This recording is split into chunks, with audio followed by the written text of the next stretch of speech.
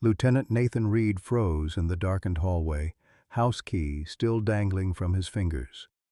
Something was wrong, terribly wrong. The home he'd left 3 months ago smelled of chemical lavender and secrets. He stepped forward, combat boots silent on the hardwood he'd installed himself, when a high-pitched scream shattered the unnatural quiet. Emma, his daughter. Nathan's military training evaporated like morning dew as he took the stairs 3 at a time, heart slamming against his ribs. The hallway stretched impossibly long. Emma's pink door, locked from the outside. Impossible. Wrong. "Daddy!" Another scream, desperate and raw. A child's terror. Nathan's shoulder hit the door with the force of 6 years of pent-up protection. Wood splintered. What he saw made his soldier's hands tremble.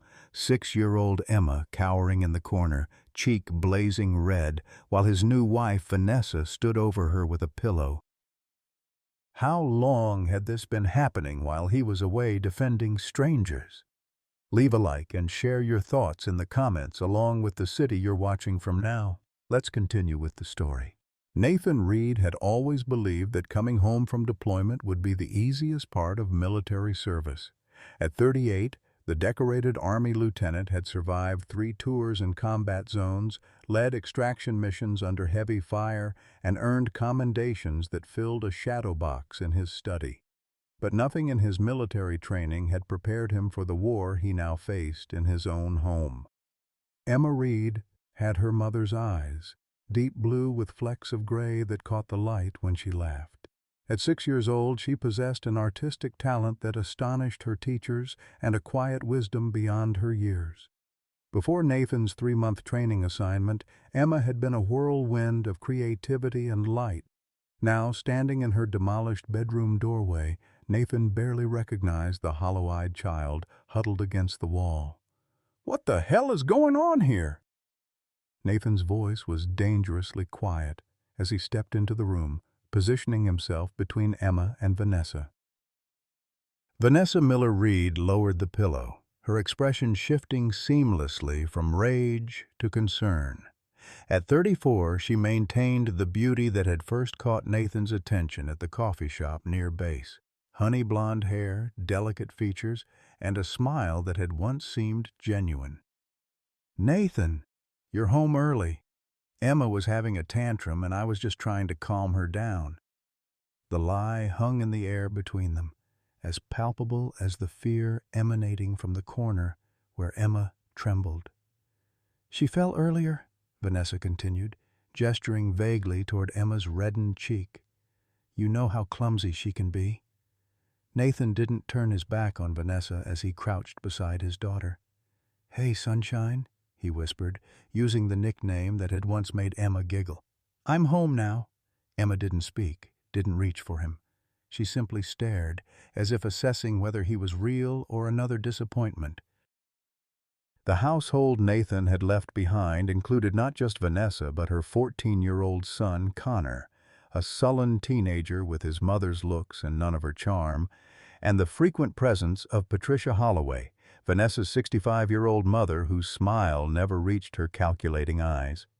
Nathan had believed he was creating a stable family for Emma after losing Grace to a rainy highway and a drunk driver 3 years earlier. Now, looking at the fear in his daughter's eyes, he wondered what kind of nightmare he had invited into their lives. "We should talk downstairs," Nathan said to Vanessa, his tone making it clear this wasn't a suggestion.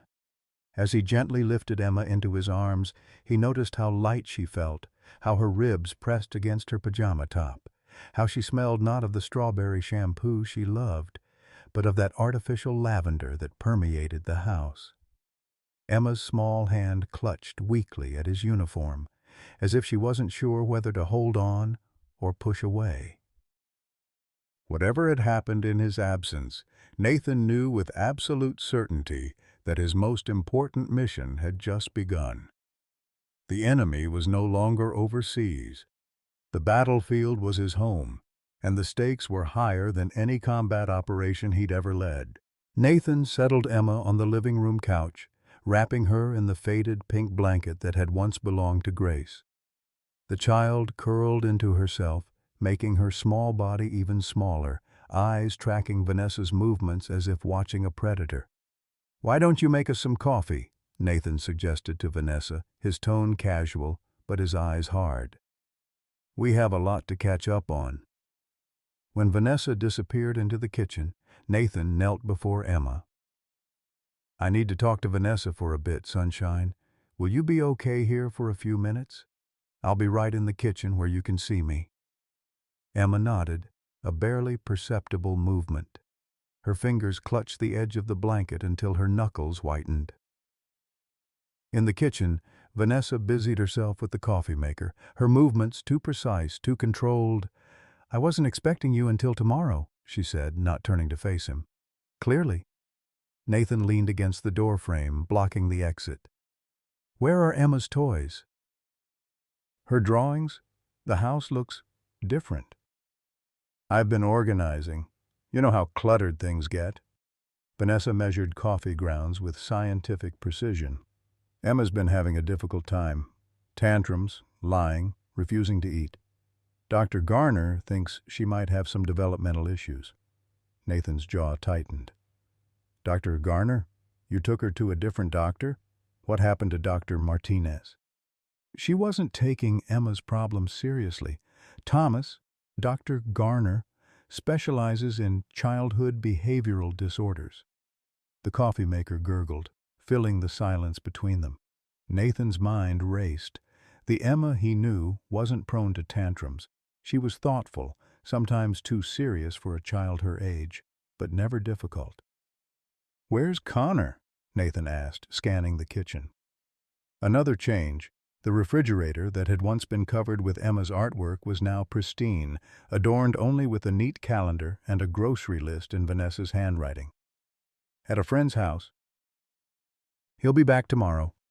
Vanessa poured coffee into 2 mugs, Nathan's old army mug and a delicate china cup he'd never seen before. "Sugar?"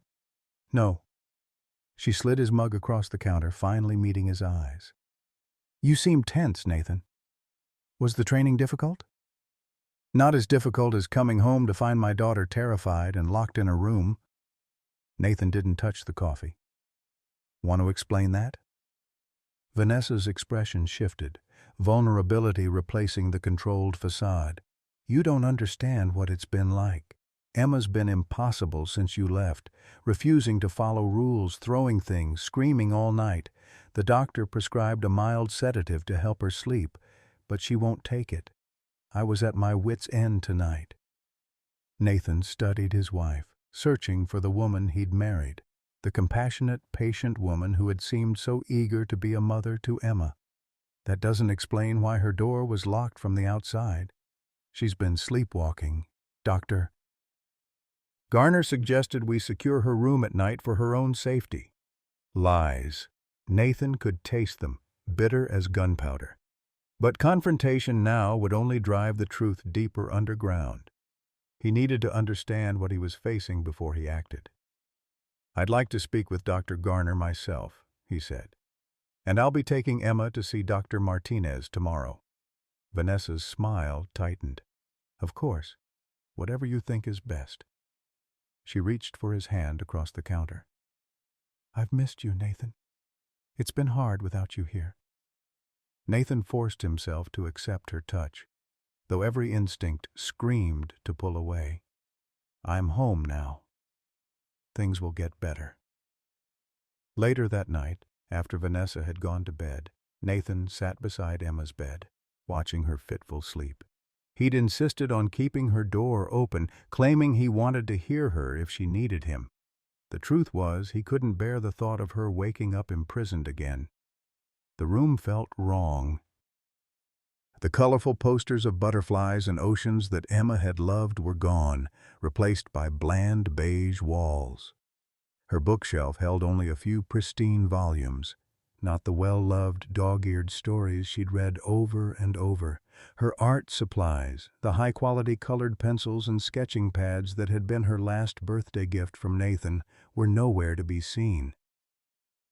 Emma whimpered in her sleep, a small, wounded sound that cut through Nathan like shrapnel. He gently brushed her hair back from her forehead, noticing how she flinched even in sleep at his touch. "I'm here now," he whispered. "I won't leave you again." Morning brought no improvement. Emma picked at her breakfast, eating only when Nathan gently encouraged her. She spoke only when directly asked a question, and then in monosyllables, her eyes constantly darting to the doorway as if expecting someone to appear. When Vanessa left to run errands, Nathan seized the opportunity. "Hey, Sunshine, how about we get you cleaned up and maybe go to the park later?" In the bathroom, Nathan's worst fears were confirmed. As he helped Emma change, he discovered bruises on her wrists and back, finger-shaped marks that could not be explained by childhood clumsiness. A healing burn mark on her shoulder, round and deliberate, the size of a cigarette end. Nathan fought to keep his expression neutral, to hide the rage building inside him. "Emma, did someone hurt you while I was gone?" Emma stared at the bathroom tiles, silent. "You can tell me anything, you know that, right? Nothing you say will make me love you less." Emma's whisper was so faint, he almost missed it. "The monster will get me if I tell." "What monster, sweetheart?" "The one that lives in the closet. Connor says it eats little girls who tell secrets." Nathan's blood ran cold. "Connor told you that?" Emma nodded, then looked up with sudden panic. "Don't tell him I told you. Please, Daddy." "He'll tell Grandma Patricia and she'll make you go away forever." Nathan gathered his daughter into his arms, careful of her bruises. "No one is going to make me go away, Emma. I promise." That afternoon, while Emma napped, exhausted from their trip to the park, Nathan searched the house. In Emma's closet, he found a small nest, a blanket folded into a tight square, a flashlight, and a water bottle. A child's attempt at a safe room. Under the loose floorboard beneath Emma's bed, a hiding place he and Emma had created together for her special treasures, he found her torn teddy bear.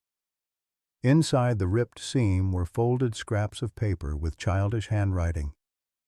"Be quiet. Don't tell. Sorry I'm bad." The final note pierced Nathan's heart. "I miss Mommy." In the guest room that had become Patricia's whenever she visited, Nathan found prescription medications with Emma's name. Sedatives powerful enough to subdue an adult, let alone a 6-year-old child. Next to them, a notebook with detailed observations of Emma's misbehavior and treatments, written in Patricia's precise handwriting. The final piece fell into place when Nathan checked his home office. The filing cabinet where he kept important documents had been jimmied open.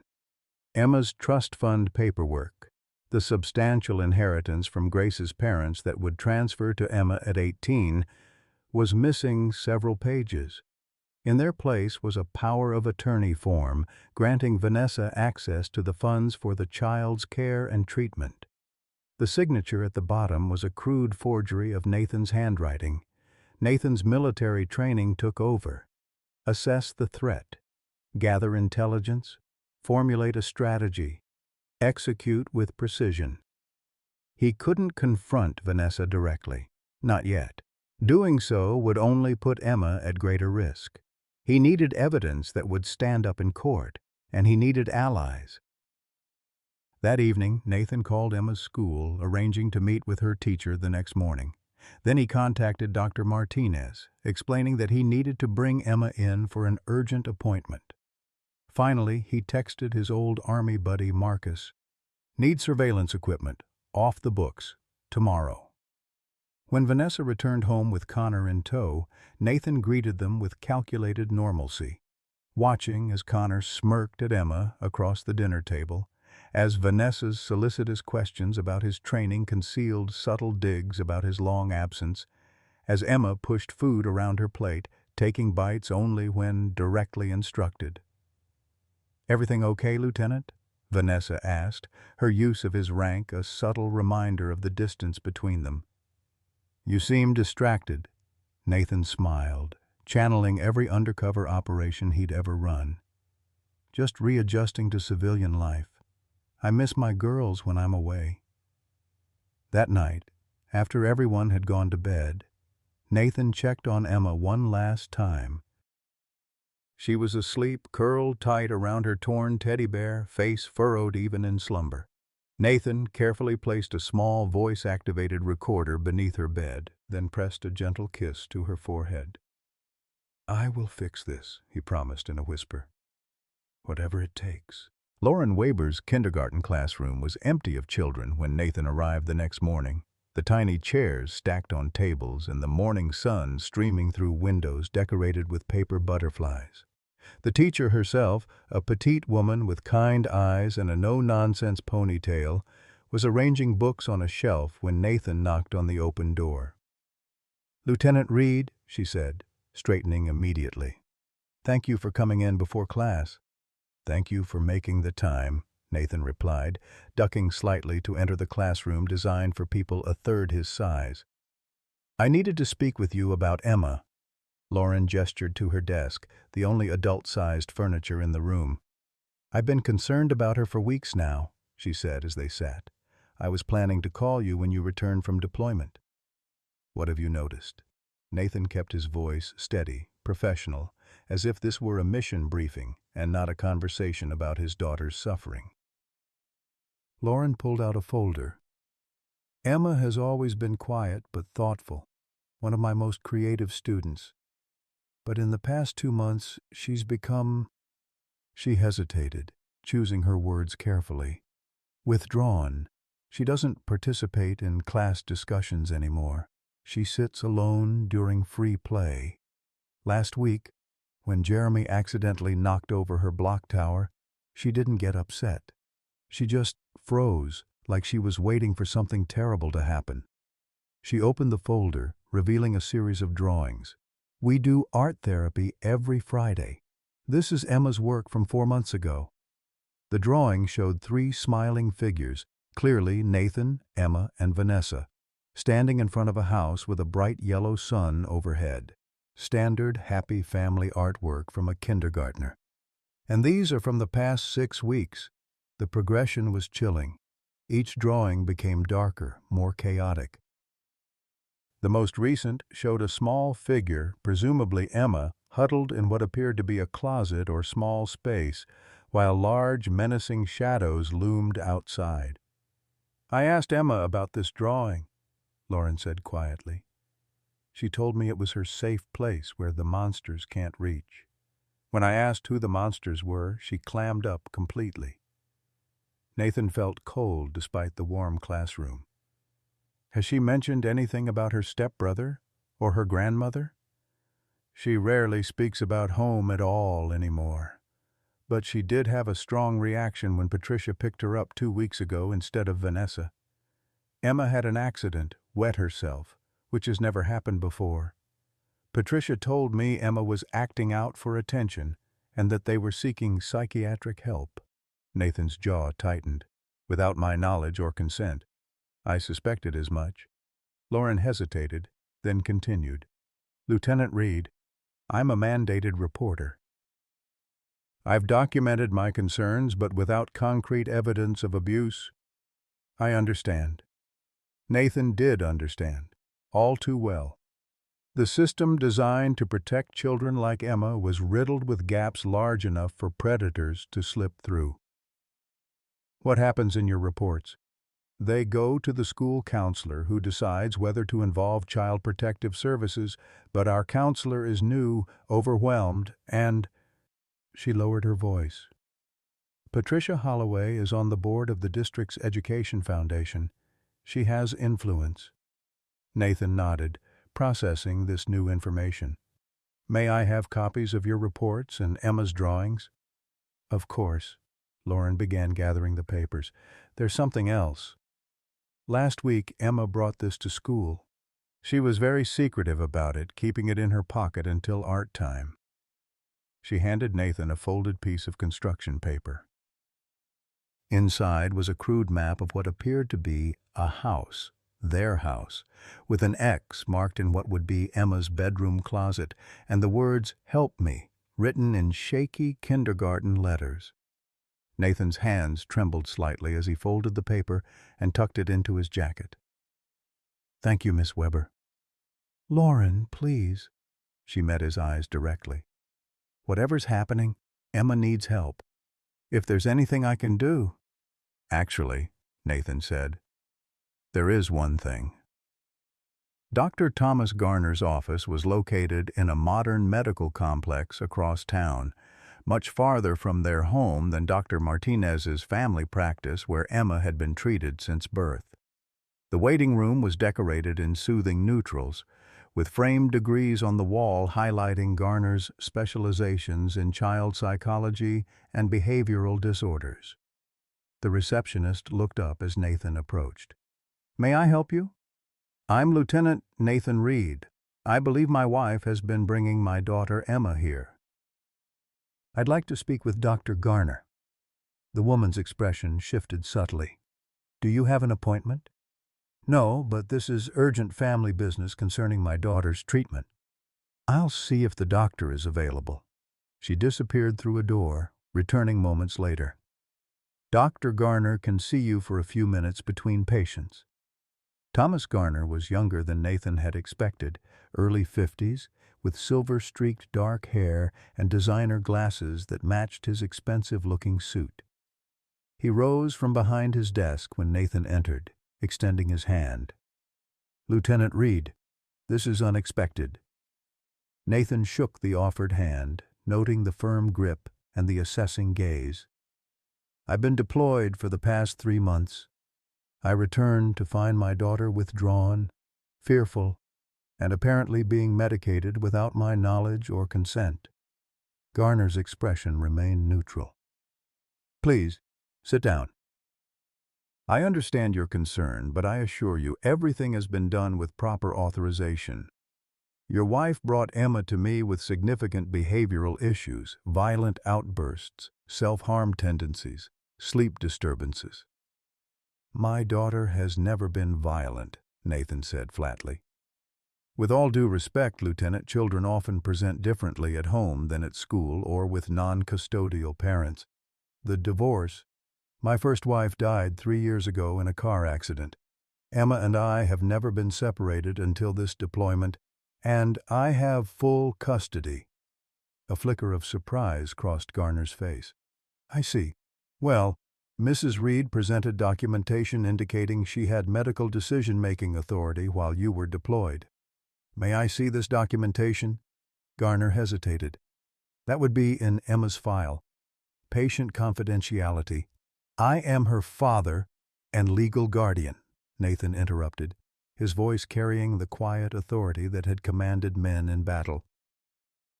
"And I suspect you've been misled by my wife and her mother, Patricia Holloway."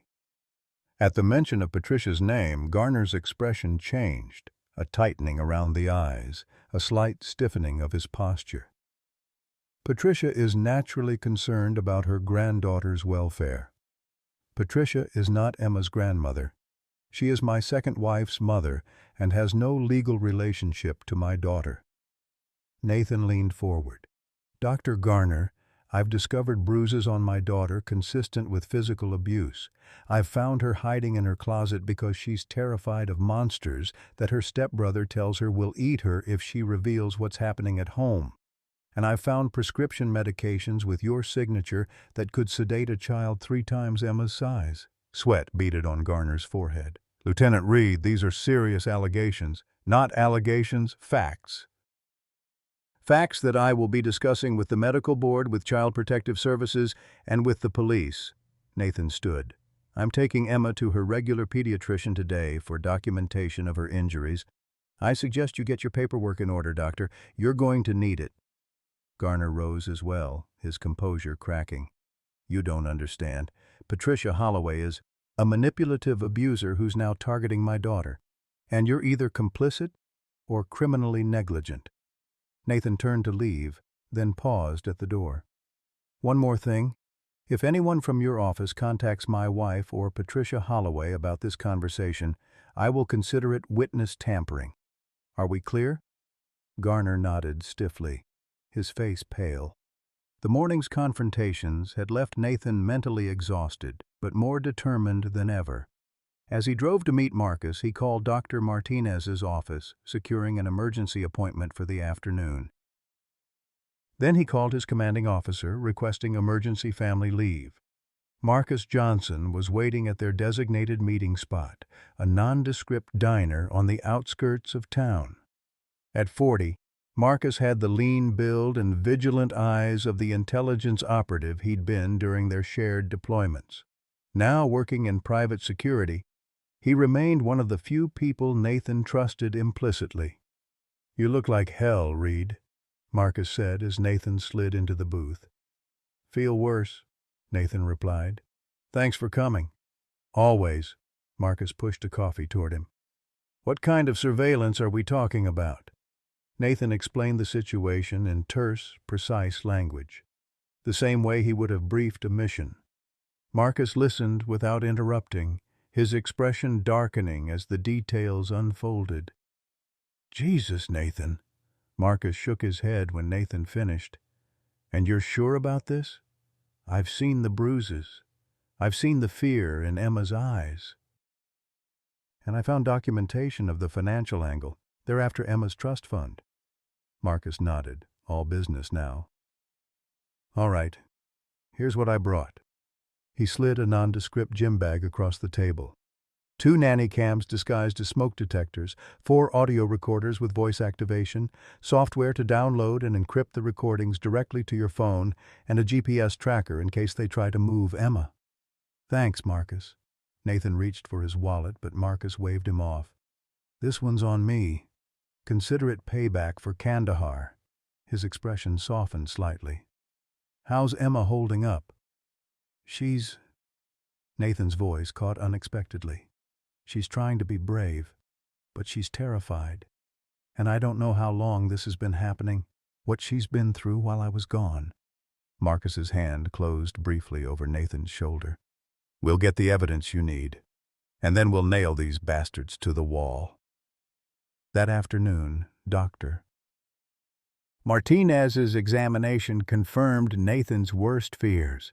The pediatrician documented multiple bruises in various stages of healing, evidence of malnutrition, and a small burn mark that she identified as likely caused by a cigarette. "I'm required to report this to Child Protective Services," Dr. Martinez said gravely as she completed her notes. "Emma shows signs of ongoing physical and psychological abuse." "I understand," Nathan said, holding Emma's hand as she sat silent and withdrawn on the examination table. "But I need to tell you something first. Patricia Holloway has connections throughout the county. I'm concerned that if this report goes through normal channels, it might be intercepted or buried." Dr. Martinez frowned. "That's a serious allegation." "I know. But I can't risk Emma being sent back into that house while an investigation drags on for weeks or months." The doctor studied him for a long moment, then nodded. "I have a colleague in CPS, Sarah Cunningham. She's thorough, ethical. I'll call her directly instead of filing through the general intake." Nathan felt a weight lift slightly from his shoulders. "Thank you." "Don't thank me yet," Dr. Martinez cautioned. "Even with clear evidence of abuse, the system moves slowly. And if Mrs. Reed denies involvement, claims the injuries happened at school or during play—" "That's why I need the surveillance," Nathan said quietly, making sure Emma was distracted with a book before continuing. "I need to catch them in the act." Dr. Martinez's expression was troubled. "Be careful, Lieutenant. If they've gone this far, there's no telling what they might do if they feel cornered." That evening, Nathan implemented his surveillance plan with military precision.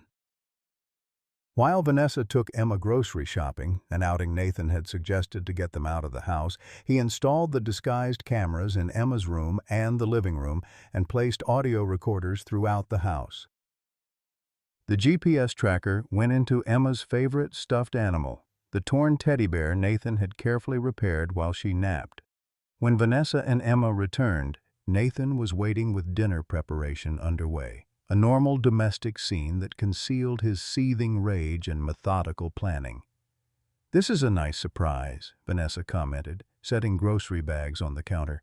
"I didn't know you could cook." "Grace taught me the basics," Nathan replied, noting how Vanessa's smile tightened at the mention of his late wife. "Emma, why don't you go wash up for dinner?" When Emma had left the kitchen, Vanessa moved closer, resting her hand on Nathan's arm. "You've been distant since you got back," she said softly. "Is everything okay?" Nathan met her eyes, searching for any sign of the woman he thought he'd married. All he saw was calculation beneath the concern. "Just readjusting," he lied smoothly. "Military to civilian life is always a transition." "Well, I'm glad you're home." She stretched up to kiss his cheek. "Emma needs her father." The irony of her statement was almost physically painful. "Yes," Nathan agreed, turning back to the stove. "She does." Later that night, after Emma was asleep, or pretending to be, Nathan retreated to his home office, locked the door, and connected his phone to the surveillance system. The app Marcus had installed allowed him to monitor the feeds in real time and review any recordings triggered by the voice activation feature. It didn't take long. The first recording had captured Vanessa entering Emma's room after Nathan had said goodnight. The camera showed her leaning over the bed, her voice deceptively gentle. "Remember our special secret, Emma. If you tell your daddy about our rules, something very bad will happen to him. You don't want that, do you?" Emma's whispered no was barely audible. "Good girl. Now go to sleep, and remember, the monster is always watching." The second recording was from earlier that day, before Nathan had returned from his meeting with Marcus. Connor's voice taunting. "Dad's going to send you away, you know. I heard Mom talking about it. They're going to put you in a special hospital for crazy kids." Emma didn't respond on the recording, but Nathan could imagine her fear. The third recording made his blood run cold. Patricia's voice recorded in the living room while Nathan was in the shower. "Vanessa, you're being too soft on the girl. We need to break her completely before Nathan gets suspicious. The trust fund is too important. Once we have control of that money, we can send her away permanently, one of those residential treatment centers for disturbed children." Vanessa's response was hesitant. "But what if Nathan doesn't believe us? What if Emma tells him?" "She won't," Patricia said with chilling confidence. "She's too terrified. And if she does, we'll say she's delusional, psychotic. We have Dr. Garner's diagnosis to back us up.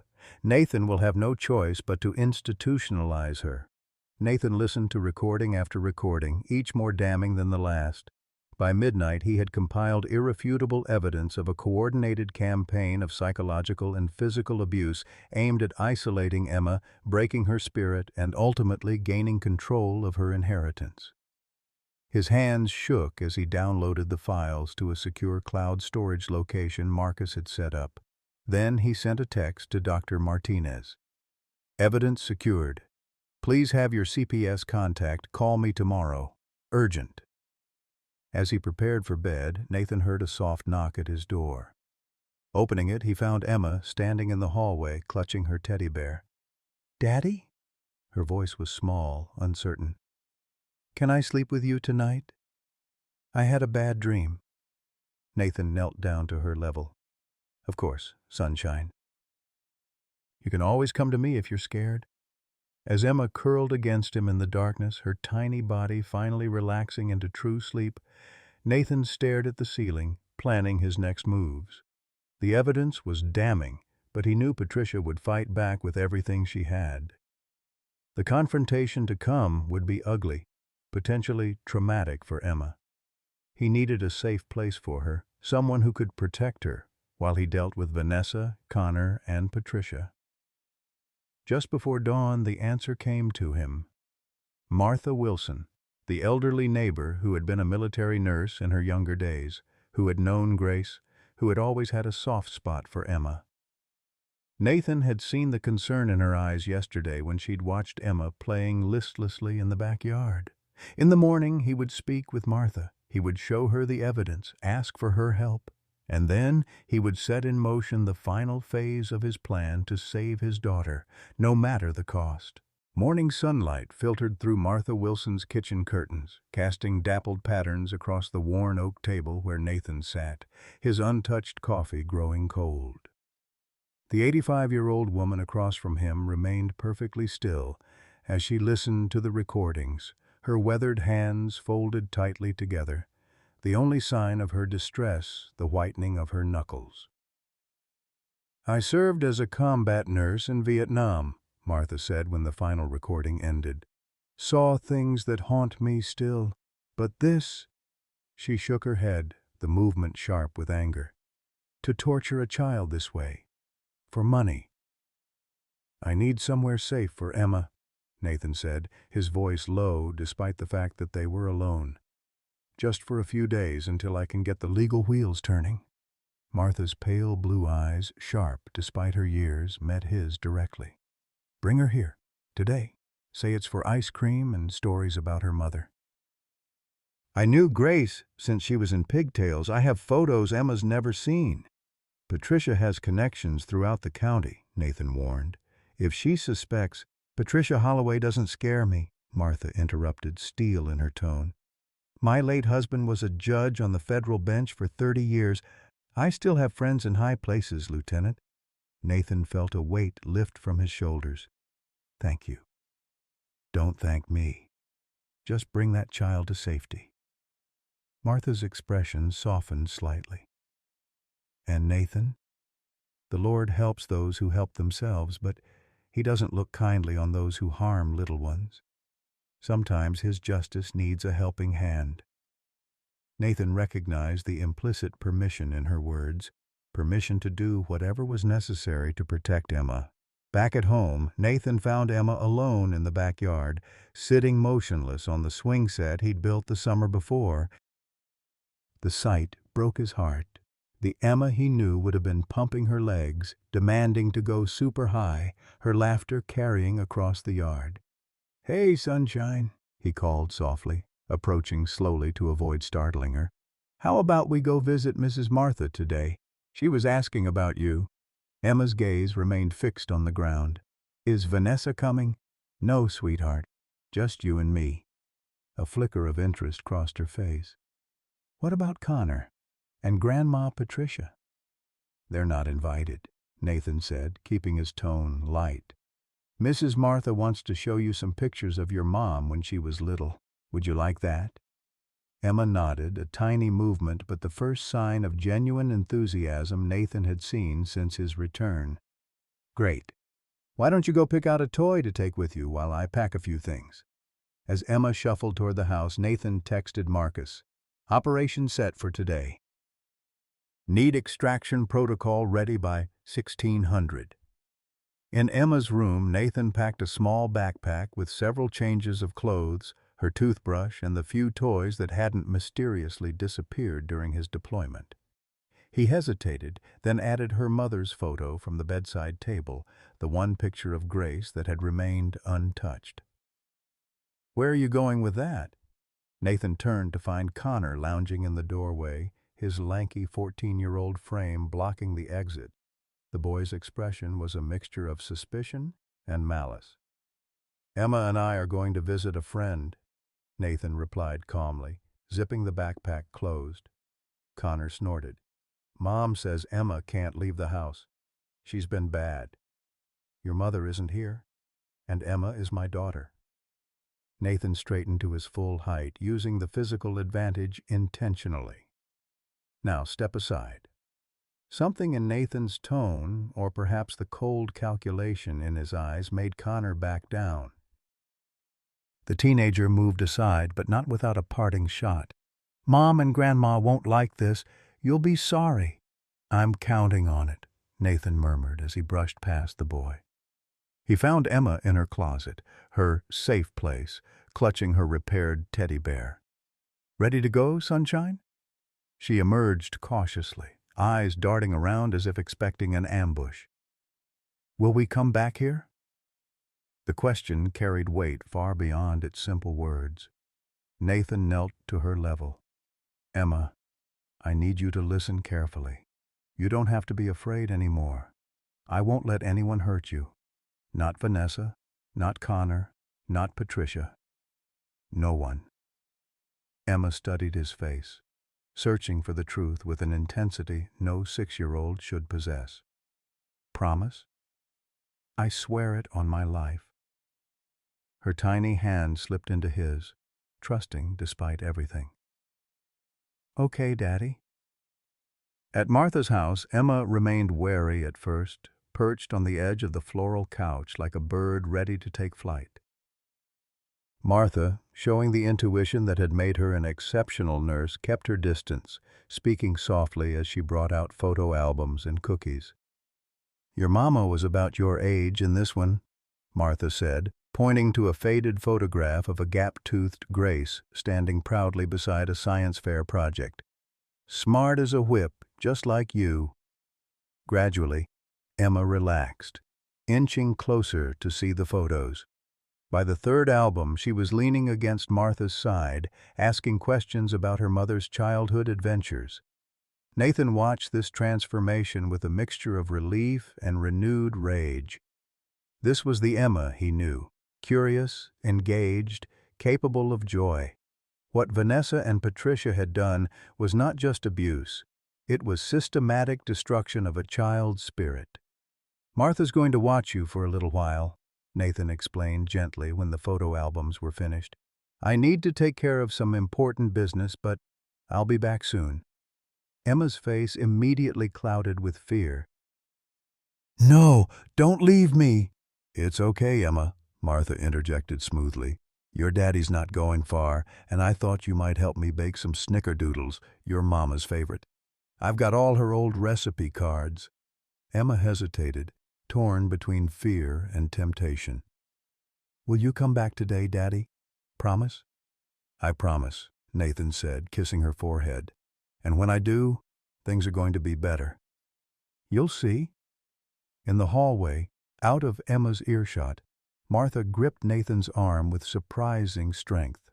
"Whatever you're planning, be careful. That woman and her mother are vipers." "I know." Nathan's expression was grim. "If I'm not back by tomorrow morning, there's a file on your computer. Evidence, recordings, everything. Give it to Marcus Johnson. His number is there, too." Martha nodded. "God go with you, Lieutenant." The house was silent when Nathan returned, the afternoon sun casting long shadows across the living room.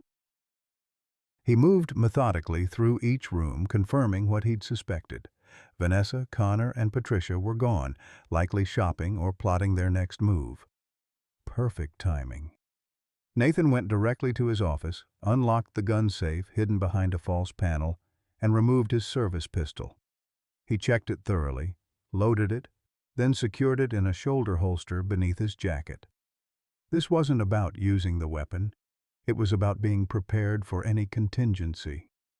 Next, he gathered the surveillance equipment, downloading the latest recordings before removing the cameras and audio devices. No need to alert them to his methods. The evidence already secured was damning enough. Finally, he called Sarah Cunningham, the CPS worker Dr. Martinez had recommended. "Ms. Cunningham, this is Lieutenant Nathan Reed. Dr. Martinez may have mentioned my situation." "Yes, Lieutenant," the woman interrupted, her voice professional but warm. "Dr. Martinez briefed me yesterday." "I understand you have evidence of abuse?" "Substantial evidence. Audio and video recordings, medical documentation, financial records showing motive. I'd like to meet with you and your daughter as soon as possible." "Emma is staying with a family friend for her safety," Nathan explained. "I can bring her to your office tomorrow morning." "That would be—" Sarah paused and Nathan heard papers shuffling in the background.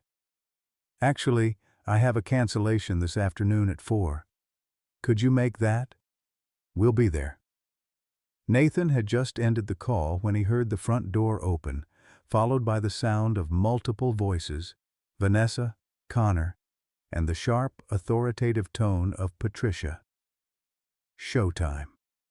Nathan stepped into the hallway, positioning himself strategically by the staircase, blocking the route to Emma's empty bedroom.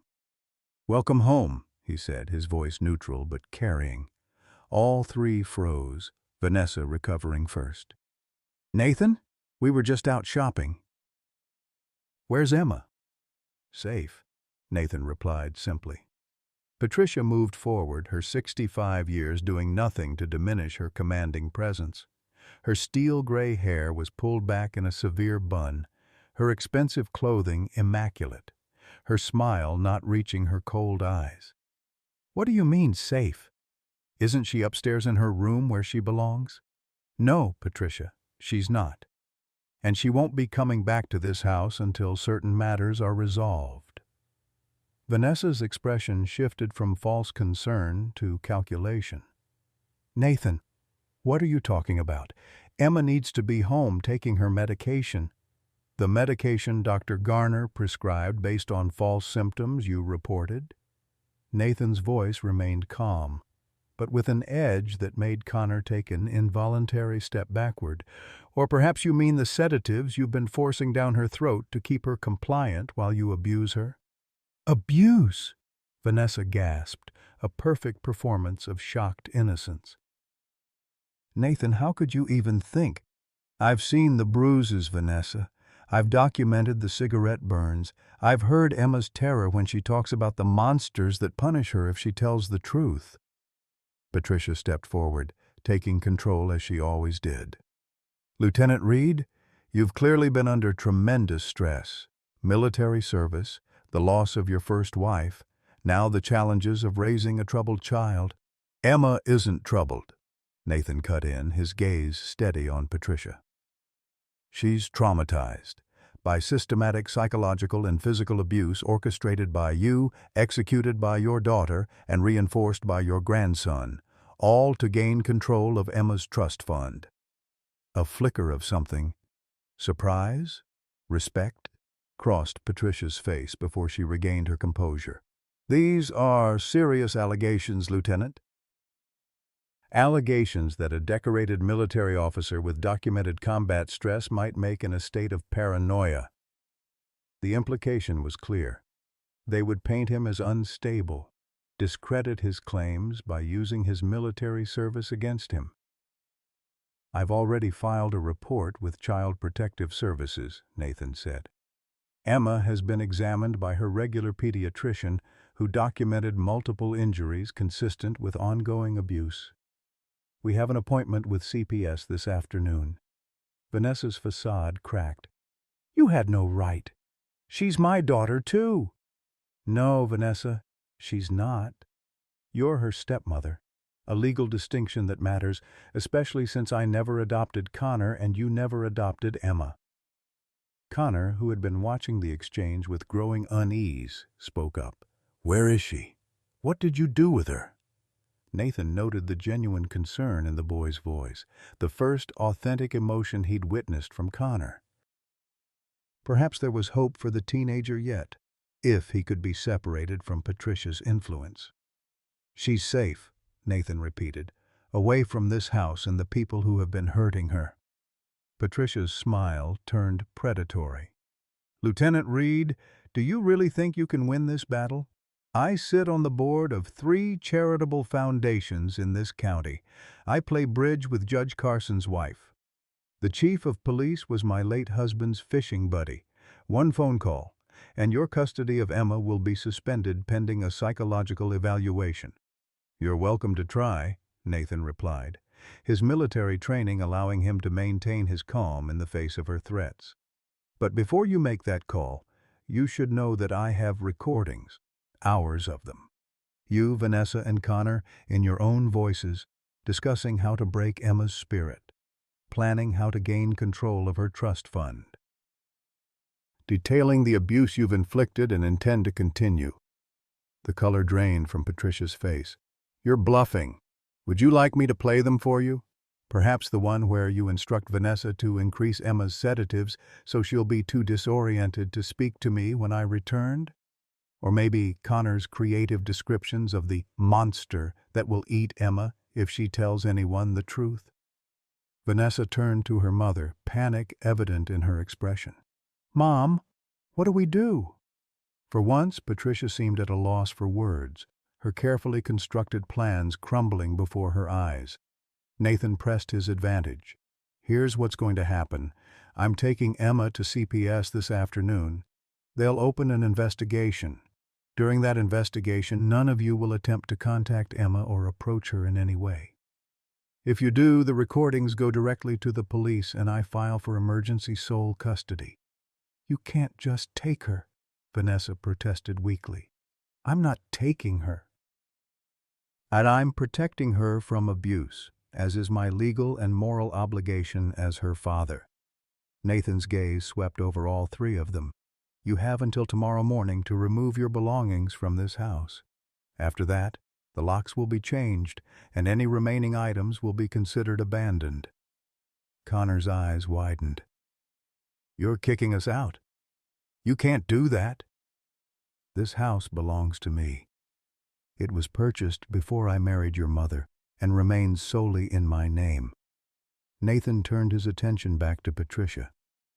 "I suggest you find alternative accommodation quickly." Patricia had recovered enough to attempt one final power play. "This isn't over, Lieutenant. Not by a long shot. You have no idea who you're dealing with." "No, Patricia. You have no idea who you're dealing with." Nathan's voice dropped, taking on the deadly quiet tone that had commanded elite soldiers in combat zones. "You targeted my child. You hurt her. You tried to break her spirit for your own gain. There is nothing I wouldn't do to protect her from you." The threat hung in the air between them, unspoken but unmistakable. Patricia was the first to break eye contact. "Come, Vanessa, Connor. We're leaving. Our attorney will be in touch, Lieutenant." Nathan remained motionless as they gathered their purses and keys, watching silently as they filed out the front door. Only when he heard their car pull away did he allow his shoulders to relax slightly. Phase 1 complete. But the war was far from over. He texted Martha, "House secure. We'll pick up Emma at 3:30 for CPS meeting." Her reply came immediately. "She's eating lunch. Talked about her safe place in the closet. Broke my heart. Be careful, Nathan. Cornered vipers strike hardest." Nathan knew Martha was right. Patricia wouldn't surrender without a fight, and she had resources, connections, and a lifetime of manipulating the system to her advantage. But for the first time since discovering Emma's abuse, Nathan felt a flicker of hope. He had evidence. He had allies. And most importantly, he had Emma safely away from her abusers. For now, that would have to be enough. The Child Protective Services office occupied the third floor of a nondescript government building downtown, its beige walls and institutional furniture designed for function rather than comfort. Nathan held Emma's hand as they sat in the waiting area, her small fingers clutching his with desperate strength. She hadn't spoken since they'd left Martha's house, her earlier animation evaporating the moment Nathan had mentioned their appointment. "Emma Reed?" A woman with cropped silver hair and kind eyes appeared in the doorway, clipboard in hand. "I'm Sarah Cunningham. Would you and your father like to come with me?" Emma pressed herself against Nathan's side, eyes wide with apprehension. "It's okay, sunshine," Nathan murmured, squeezing her hand gently. "Miss, Sarah just wants to talk to us. I'll be with you the whole time." Sarah led them to a room unlike the sterile offices Nathan had expected. This space was clearly designed for children. Walls painted in soft blues and greens, a small table with art supplies, shelves lined with toys and books. A recording device sat unobtrusively on a side table, its red light indicating it was already running. "Emma, would you like to draw while your dad and I talk for a minute?" Sarah suggested, gesturing to the art supplies. Emma looked to Nathan for permission. "Go ahead, sunshine. I'll be right here." As Emma settled reluctantly at the small table, Sarah motioned Nathan to a pair of chairs positioned where they could observe Emma while speaking quietly. "Dr. Martinez briefed me on the situation," Sarah began, her voice low but clear. "I understand you have evidence of abuse by your wife, her son, and her mother?" Nathan nodded, retrieving a flash drive from his pocket. "Audio and video recordings from the past 3 days. Medical documentation from Dr. Martinez. And Emma's drawings from her teacher, Lauren Weber." Sarah accepted the drive, tucking it into her folder. "I'll review these immediately after our session. For now, I'd like to speak with Emma, if she's comfortable with that." "She's been reluctant to talk," Nathan warned. "They threatened her, told her something would happen to me if she told anyone what they did to her."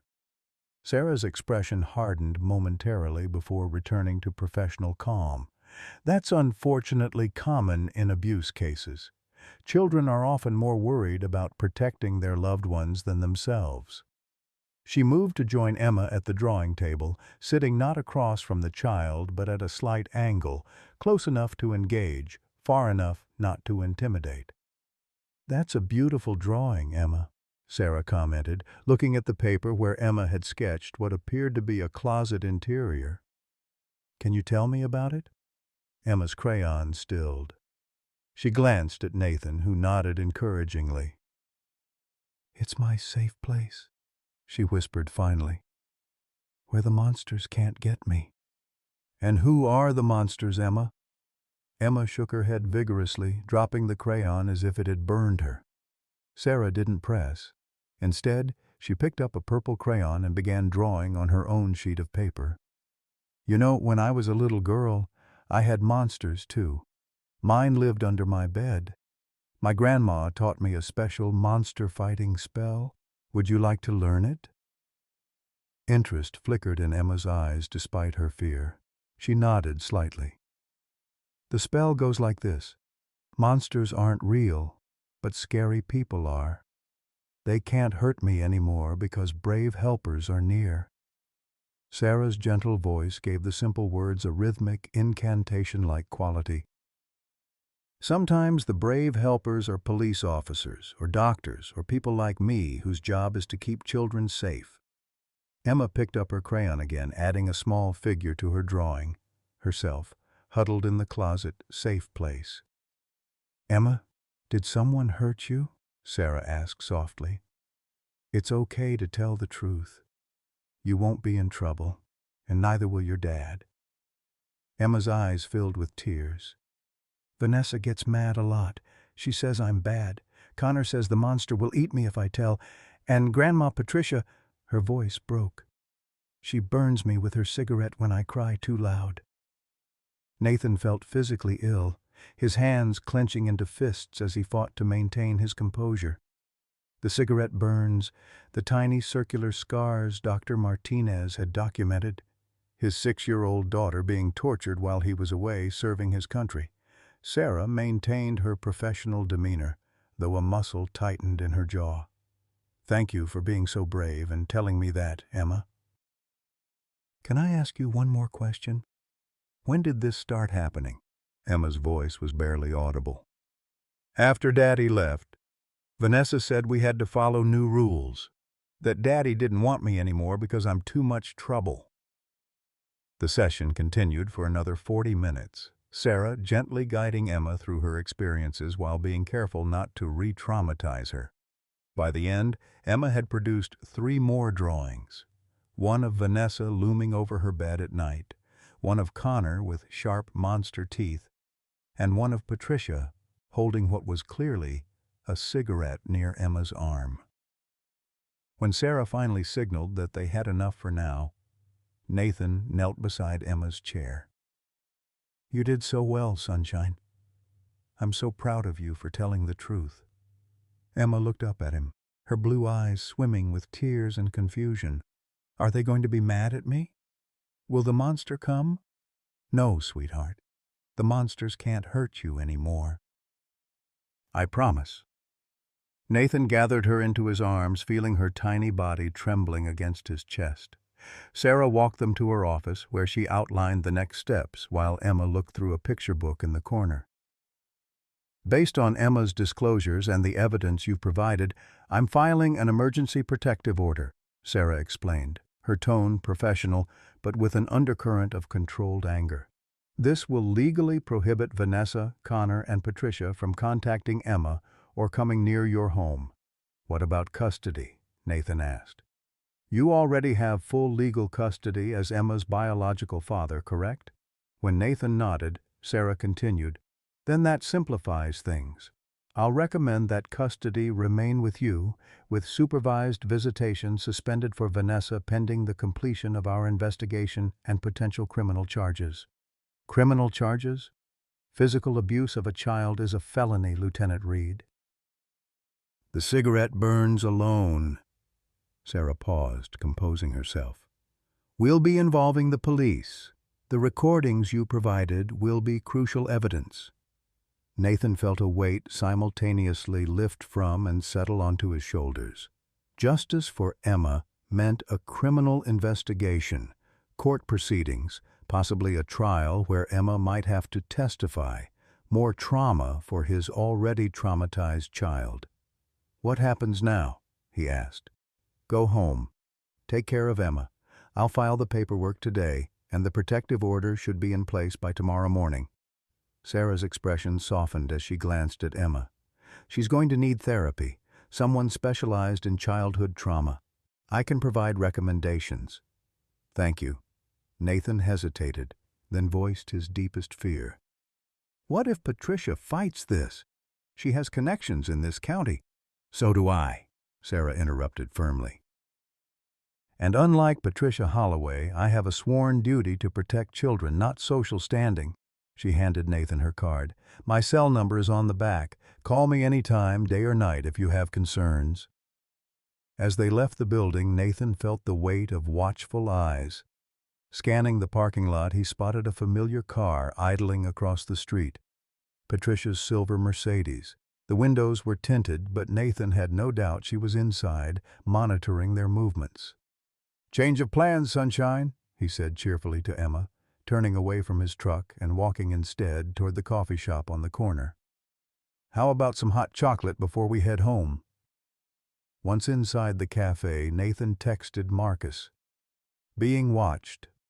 Need alternate transport to Martha's. Marcus's reply was immediate. On my way, 10 minutes. Back entrance. While they waited, Nathan ordered Emma a hot chocolate with extra whipped cream, a small normalcy in their currently chaotic world. He watched as she cautiously took a sip, leaving a whipped cream mustache that would have made her giggle in happier times. Now she simply wiped it away, her movements mechanical. Emma, Nathan said gently, you know you can ask me anything, right? She looked up, her eyes troubled. Are we going home? Not tonight. We're going to stay with Mrs. Martha for a little while. Is that okay with you? Emma nodded, relief evident in the loosening of her shoulders.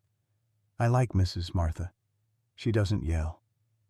The simple statement, the implication that not yelling was notable, exceptional, made Nathan's heart ache. No, she doesn't. And neither will anyone in your life ever again. I promise you that. His phone buzzed with a text from Marcus. Back door. Now. Nathan guided Emma through the coffee shop and out the rear service entrance where Marcus waited in an unmarked black SUV, engine running. Uncle Marcus! Emma's face brightened marginally at the sight of her father's friend. Hey, Peanut! Marcus grinned, reaching back to help her into the booster seat he'd somehow procured on short notice. Ready for a secret mission? For the first time since Nathan's return, Emma gave a genuine smile, small and fleeting but real. Yes, sir. As Marcus navigated through back streets toward Martha's house, taking an intentionally circuitous route to ensure they weren't followed, Nathan's phone rang. The screen displayed an unfamiliar number. Lieutenant Reed, he answered cautiously. Lieutenant, this is Officer Daniel Ramirez, County Police Department. We're responding to a call at your residence. There's been an incident. Nathan's blood ran cold. What kind of incident? A disturbance, sir. Your wife and her family attempted to enter the premises. When they couldn't gain access, things escalated. A neighbor called it in. Is anyone hurt? No injuries reported, but there is property damage. We've detained 3 individuals, Vanessa Reed, Connor Miller, and Patricia Holloway. Ms. Holloway is claiming the house is her daughter's legal residence and that they have a right to enter. That's false, Nathan stated firmly. The house is solely in my name. I explicitly told them this morning they needed to remove their belongings by tomorrow. They no longer have permission to be on the property. Understood, sir. Would you be available to come to the station to provide a statement? Nathan glanced at Emma, who was watching the passing scenery with exhausted detachment. Not immediately. My daughter is with me and she's been through enough today. Can I come in tomorrow morning? That would be acceptable. We'll hold the suspects until then. After ending the call, Nathan turned to Marcus. They tried to break into the house. Police have them in custody. Marcus let out a low whistle. Patricia must be livid. Being arrested is definitely not part of her country club image. She'll make bail within hours, Nathan predicted grimly. And then she'll come looking for us with a vengeance. Let her try, Marcus replied, his casual tone belying the steel beneath. This vehicle is registered to my security company, not me personally, and Martha's house isn't in any way connected to you on paper. We've got time to plan our next move. At Martha's house, Emma finally relaxed enough to eat a proper meal, Martha's homemade chicken soup and biscuits, before falling asleep on the couch, her small body curled protectively around her teddy bear. Nathan carried her to the guest room Martha had prepared, tucking her in gently so as not to wake her. "Poor little lamb," Martha murmured from the doorway. "No child should have to endure what she has." Nathan's throat tightened with emotion. "I should have known." "Should have seen the signs before I left." "You couldn't have known," Martha countered firmly. "Predators like Patricia are masters of deception. They show you exactly what you want to see until they no longer need to maintain the facade." In Martha's kitchen, Nathan, Marcus, and Martha strategized over coffee and Martha's homemade apple pie, a comfort food none of them truly had the appetite for, but which provided a veneer of normalcy to their grim planning session. "Patricia will make bail if she hasn't already," Nathan said. "The protective order won't be in place until tomorrow at the earliest." "And a protective order is just a piece of paper," Marcus added. "It won't stop someone like Patricia if she's determined." "What about the boy?" "Connor," Martha asked. "He's been part of the abuse, but he's still a child himself, a child under Patricia's influence." Nathan had been wrestling with this same question. "I don't think Connor is beyond redemption." In the recordings, he's clearly following Patricia's and sometimes Vanessa's instructions. There are moments when he seems uncertain. "Children can be cruel," Martha observed, "but they usually learn cruelty from adults. Connor may be salvageable with the right intervention." "First things first," Marcus interjected. "We need to secure the protective order, then start pushing for criminal charges. The recordings and Emma's testimony should be enough for an arrest warrant for child abuse." "And if Patricia uses her connections to interfere?" Martha's question hung in the air, voicing all their fears. Nathan's expression hardened. "Then we go public. I've already spoken with Lauren Weber, Emma's teacher. She's prepared to testify about the changes she observed in Emma and the school's failure to act. Dr. Martinez will provide medical evidence, and if necessary, I'll release the recordings to the media." "That would be hard on Emma," Martha cautioned. "Which is why it's a last resort," Nathan agreed. "But I won't let Patricia use her influence to escape justice, not this time." The evening stretched into night as they refined their strategy, accounting for every contingency they could imagine. When Marcus finally left to secure the perimeter of Martha's property, setting up motion sensors and cameras linked to his phone, Nathan stepped onto the back porch for a moment of solitude. The night was clear, stars scattered across the velvet sky like diamonds. Nathan thought of all the nights he'd spent overseas, looking at these same stars, missing Emma and Grace, later believing he was building a new family with Vanessa. The betrayal cut deep, not just of his trust, but of Emma's innocence and security. He heard the screen door open behind him and turned to find Martha, a shawl wrapped around her shoulders against the evening chill. "You should get some rest," she said quietly. "Tomorrow will be challenging." "I know. I just needed a moment to—" Nathan trailed off, unsure how to articulate the storm of emotions within him. "To grieve," Martha finished for him, "for the family you thought you had, for the childhood Emma has lost." Nathan nodded, throat too tight for words. "I've lived a long time," Martha continued, her gaze turned to the stars. "Seen more than my share of human cruelty and human kindness. What happened to Emma is a darkness I can scarcely comprehend, but I've also seen children recover from unimaginable trauma, Lieutenant. With love, with patience, with proper support, children can heal." "Will she ever trust again?" Nathan asked, the question that had been haunting him since he'd first seen the fear in Emma's eyes. "She trusts you," Martha pointed out. "Despite everything they told her, she still ran to you when you returned. That foundation is unshaken, Nathan. Build on it." Inside the house, a small cry broke the night's stillness. Emma, caught in a nightmare. Nathan was moving before the sound had faded, Martha close behind. They found Emma tangled in the sheets, face contorted in terror even as she slept. "No, please," she whimpered. "I'll be good. I promise." "Emma, wake up," Nathan called softly, touching her shoulder gently. "It's just a dream, Sunshine. You're safe." Emma's eyes flew open, wild with fear, until they focused on Nathan's face. "Daddy?" Her voice broke on the word, and then she was sobbing, clinging to him with desperate strength. "I'm here," Nathan murmured, gathering her close. "I'm right here." Martha watched from the doorway, her lined face solemn as Nathan comforted his daughter. This, she knew, was only the beginning, the first of many nightmares, many tears, many moments of fear that would punctuate Emma's journey toward healing. But as she observed the fierce protectiveness in Nathan's embrace, the gradual calming of Emma's sobs as she registered her father's presence, Martha felt a flicker of hope. These two broken hearts might just manage to heal each other, if given the chance.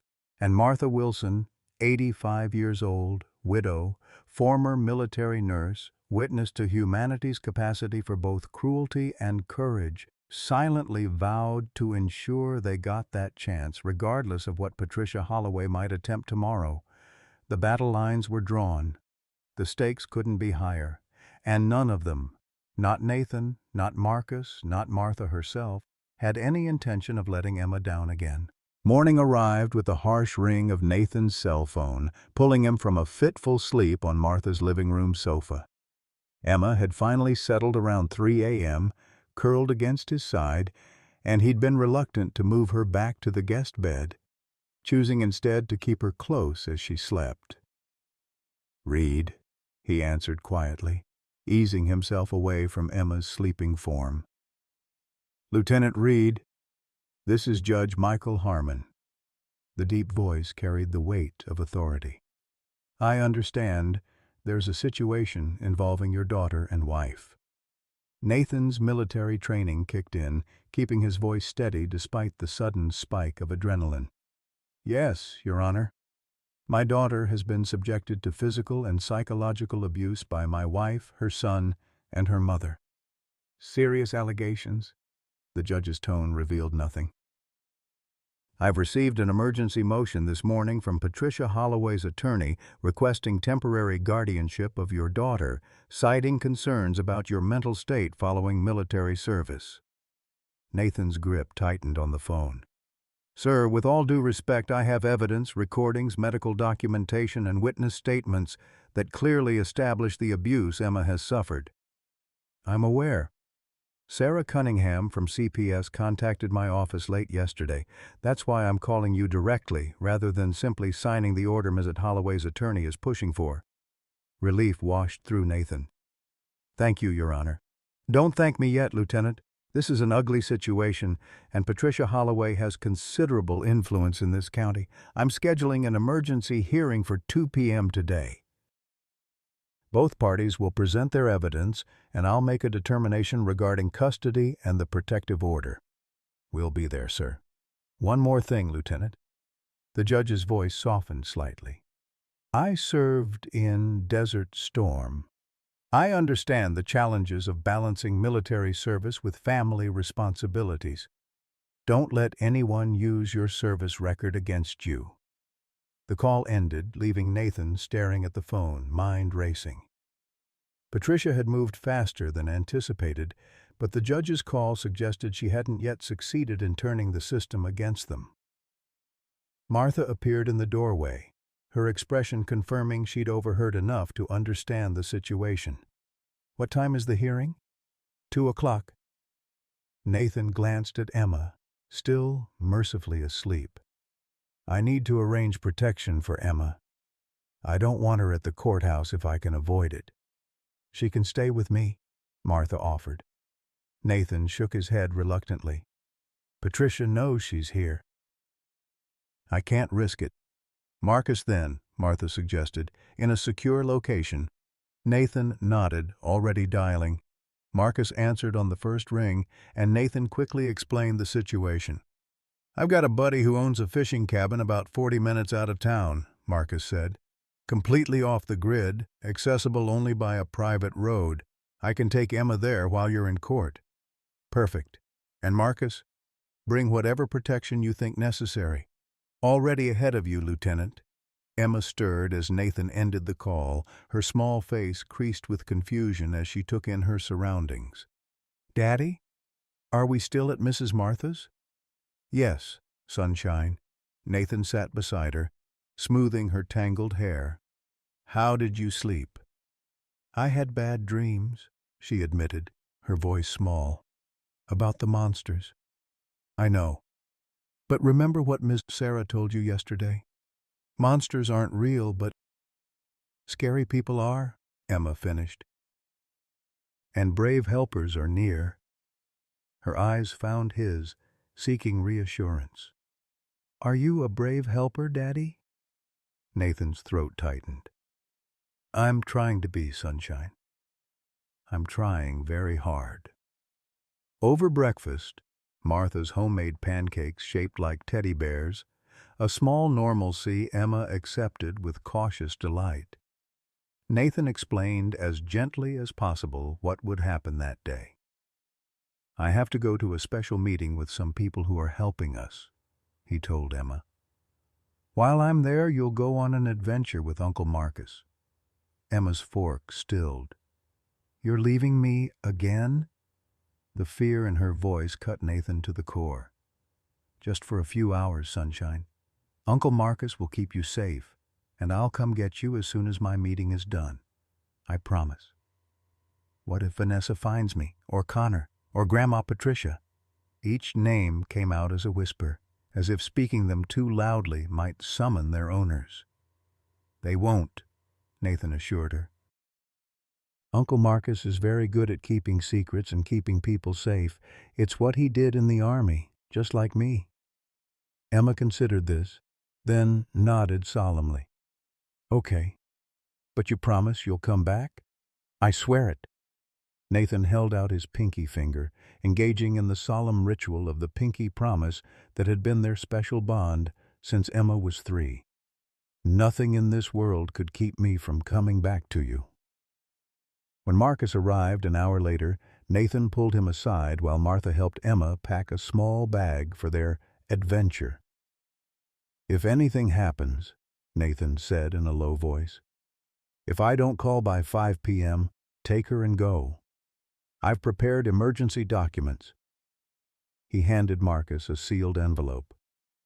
"Temporary guardianship, access to funds, everything you'd need to keep her safe long term."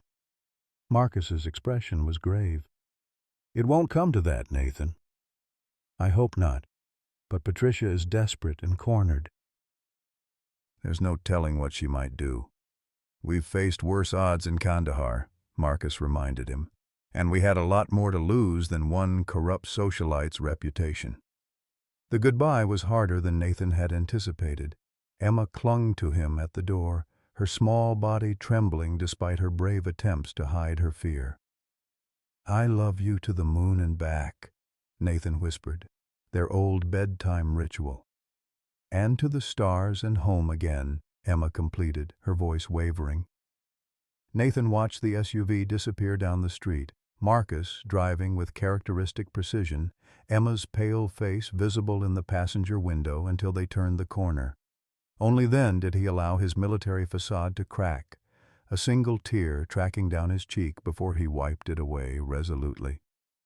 "She'll be safe with him," Martha said, standing beside him on the porch. "Marcus would die before letting anything happen to her." "I know." Nathan checked his watch. "I need to meet with Sarah Cunningham before the hearing.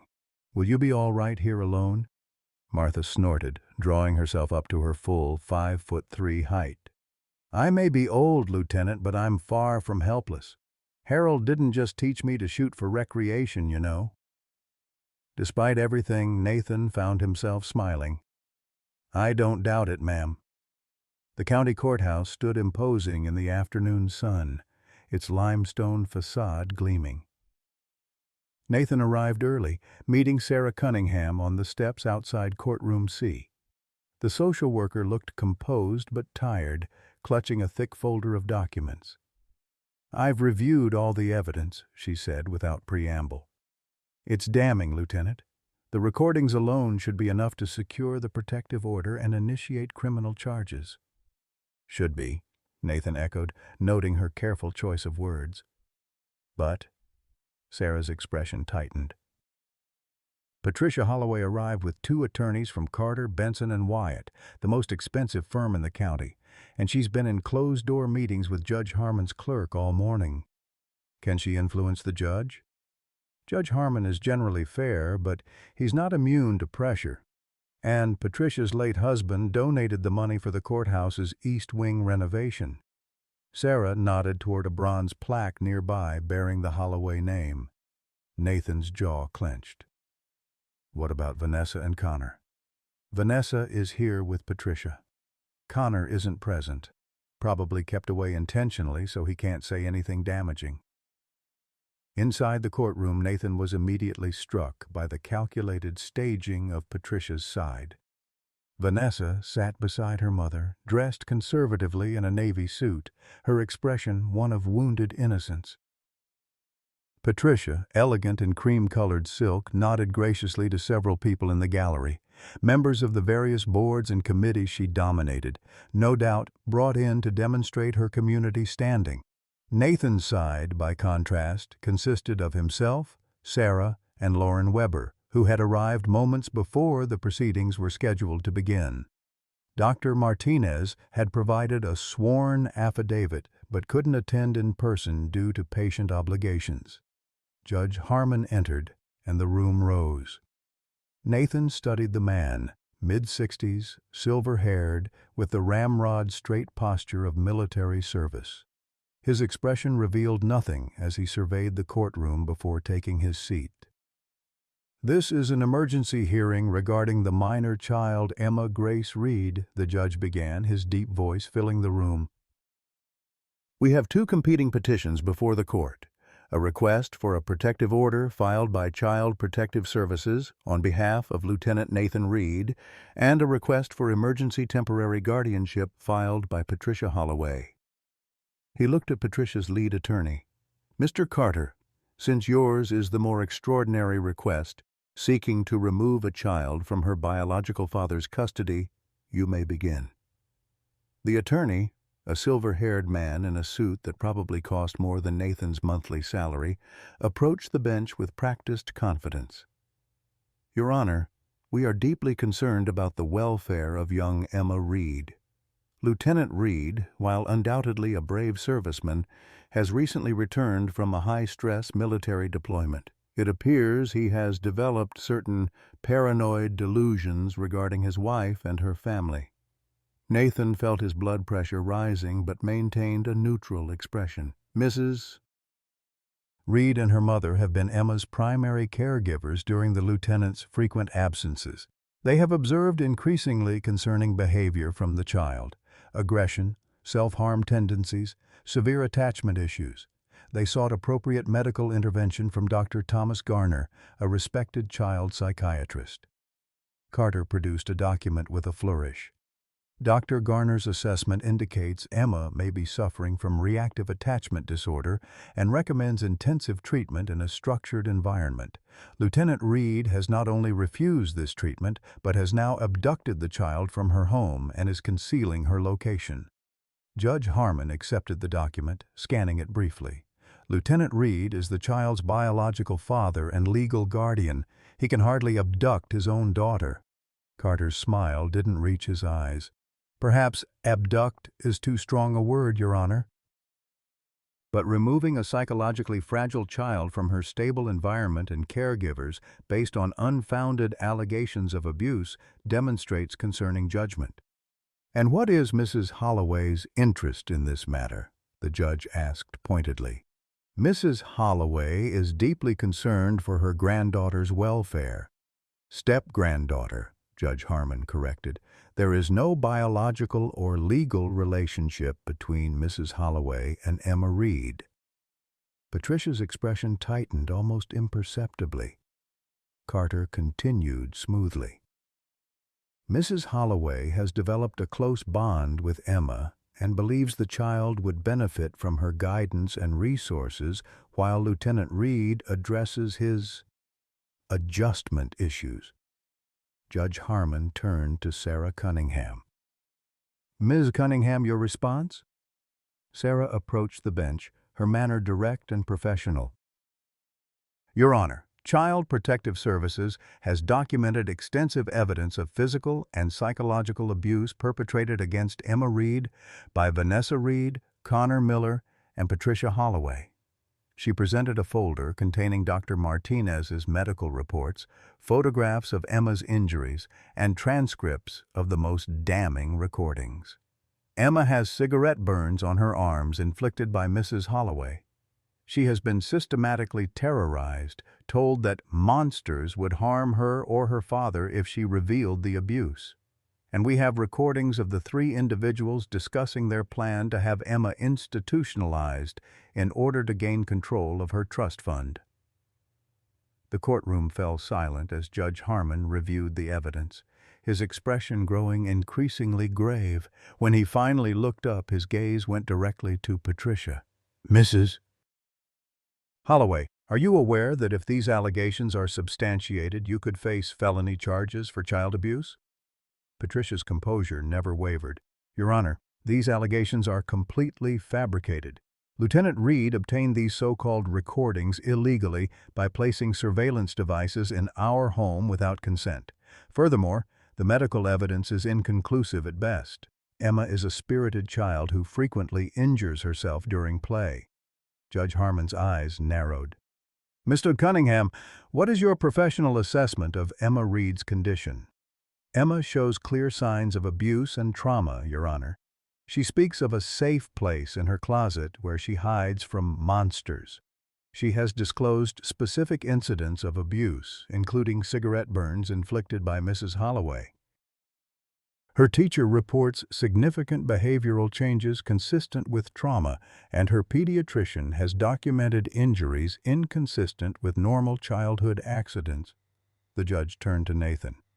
"Lieutenant Reed, where is your daughter now?" "In a secure location, Your Honor, with a trusted friend. I feared for her safety after Mrs. Holloway, Mrs. Reed, and Connor Miller attempted to forcibly enter my home yesterday, resulting in property damage and their arrest. Patricia's attorney immediately objected. Your Honor, my clients were simply attempting to retrieve their personal belongings from the family home when Lieutenant Reed changed the locks without notice. They were instructed to remove their belongings by this morning, Nathan countered. They attempted entry yesterday evening by breaking a window. Judge Harmon held up a hand, silencing further argument. I've heard enough for now. I'll review the evidence in chambers. We'll reconvene in 1 hour. As the judge left the courtroom, Nathan felt a presence behind him. Turning, he found Vanessa standing uncomfortably close. You'll regret this, she whispered, her eyes cold despite her public facade of distress. Mother always gets what she wants. Always. Nathan met her gaze steadily. Not this time. Not when it's my daughter at stake. Vanessa's smile was chilling. We'll see. By the way, have you checked in with your friend Marcus recently? I wonder how that fishing trip is going. Ice flooded Nathan's veins as Vanessa turned away, rejoining her mother with a triumphant glance over her shoulder. He immediately stepped into the hallway, dialing Marcus's number with fingers that refused to remain steady. The call went straight to voicemail. He tried again. Same result. Panic threatened to overwhelm him as he texted, "Status check. Urgent." No response. Sarah found him staring at his phone, his military composure cracking. "Lieutenant?" "What's wrong?" Vanessa just implied they know where Emma is. His voice sounded distant to his own ears. "I can't reach Marcus." Sarah's expression hardened. "I'll notify courthouse security and the police. Do you have any other way to contact him?" Nathan nodded, already dialing the emergency number for Marcus's security firm. "Marcus Johnson's team, authorization code Sierra Delta 59. A professional voice answered immediately. "Verification required. Kandahar, Operation Nightfall, July 2015. Verified. How can we assist, Lieutenant Reed? I need an immediate location check on Marcus Johnson, possible hostile situation involving my daughter. Stand by." The seconds stretched into an eternity as Nathan waited, every worst-case scenario playing through his mind. If Patricia had somehow found them, if Emma was in danger because he'd left her. "Lieutenant Reed, we have confirmation that Mr. Johnson's vehicle is at the designated location. However, there's been no response to radio check for the past 20 minutes. Nathan's military training took over, pushing panic aside. "I need a team at that location immediately. Possible child abduction in progress. Full tactical response." "Understood. Team deploying now. ETA 20 minutes. As Nathan ended the call, he found Sarah watching him with concern. "I have to go," he told her. "Something's wrong. Marcus isn't responding, and Vanessa implied they know where Emma is." The hearing. "Tell Judge Harmon the truth. Emma's safety comes first." Nathan was already moving toward the exit. "If I don't make it back, the recordings and evidence speak for themselves." Sarah caught his arm. "Lieutenant, if you leave now, I know the risks." Nathan's expression was resolute. "But nothing, not custody, not justice, nothing matters if Emma isn't safe." As Nathan pushed through the courthouse doors, racing toward his truck with a singular focus, he didn't notice the figure watching from an upper window. Patricia Holloway, a thin smile playing across her elegant features as she observed exactly the reaction she'd anticipated. The trap was set. The bait had been taken, and Nathan Reed, decorated lieutenant and devoted father, was rushing headlong into the carefully orchestrated chaos that might cost him everything he was fighting to protect. Nathan's truck tore down the country road, tires kicking up dust clouds as he pushed the vehicle to its limits. His military training kept his hands steady on the wheel despite the fear clawing at his throat. 20 minutes. Marcus's security team had said 20 minutes to reach the cabin. Nathan would make it in 15 if he had to drive straight through the gates of hell. His phone rang. Sarah Cunningham. He answered via Bluetooth, never taking his eyes off the winding road. "Lieutenant, where are you?" Sarah's voice was tight with urgency. 15 minutes from the cabin. Any news from the courthouse? Judge Harmon is furious about your departure, but that's not why I'm calling. Connor Miller just showed up at the courthouse alone, asking to speak with the judge privately. Nathan's grip tightened on the steering wheel. "Connor, where's Vanessa?"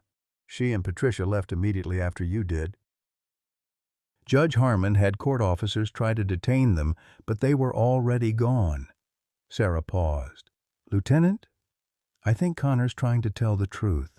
He seems frightened, and he specifically asked for protection from his grandmother." A new possibility dawned on Nathan, one he hadn't considered in his panic. "Patricia's setting me up. Vanessa's comment about Marcus was bait to get me to leave the hearing." "That's what I suspected, but there's more. Police just reported finding Marcus's SUV abandoned at a gas station 10 miles from the fishing cabin. No signs of struggle, but no sign of Marcus or Emma either." Cold dread settled in Nathan's stomach. "I'm still going to the cabin. If there's any chance, of course. But Nathan, be careful.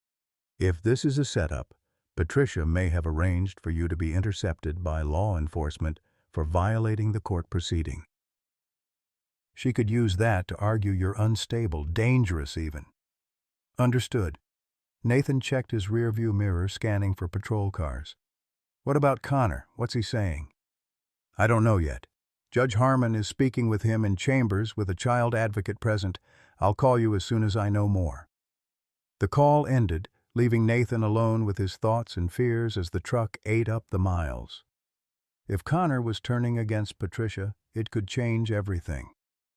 But right now, all that mattered was finding Emma and Marcus. The GPS indicated he was 5 minutes from the cabin when Nathan spotted the roadblock ahead. 2 county sheriff vehicles parked across the narrow access road, lights flashing. He slowed, assessing his options. There was no way around. Dense forest bordered both sides of the road. As he approached, a deputy stepped forward, hand raised. Nathan stopped the truck and rolled down his window, keeping both hands visible on the steering wheel, standard procedure when interacting with law enforcement. "Lieutenant Nathan Reed?" the deputy asked, his expression unreadable behind mirrored sunglasses. "Yes, officer. I'm trying to reach my daughter. There may be an emergency situation." The deputy's posture shifted subtly. "Sir, we've been instructed to detain you for violating a court order and potential child endangerment. Please step out of the vehicle." Child endangerment? Nathan kept his voice calm despite the anger flaring inside him. "Deputy, my 6-year-old daughter may be in danger. My friend who is protecting her isn't responding to communications.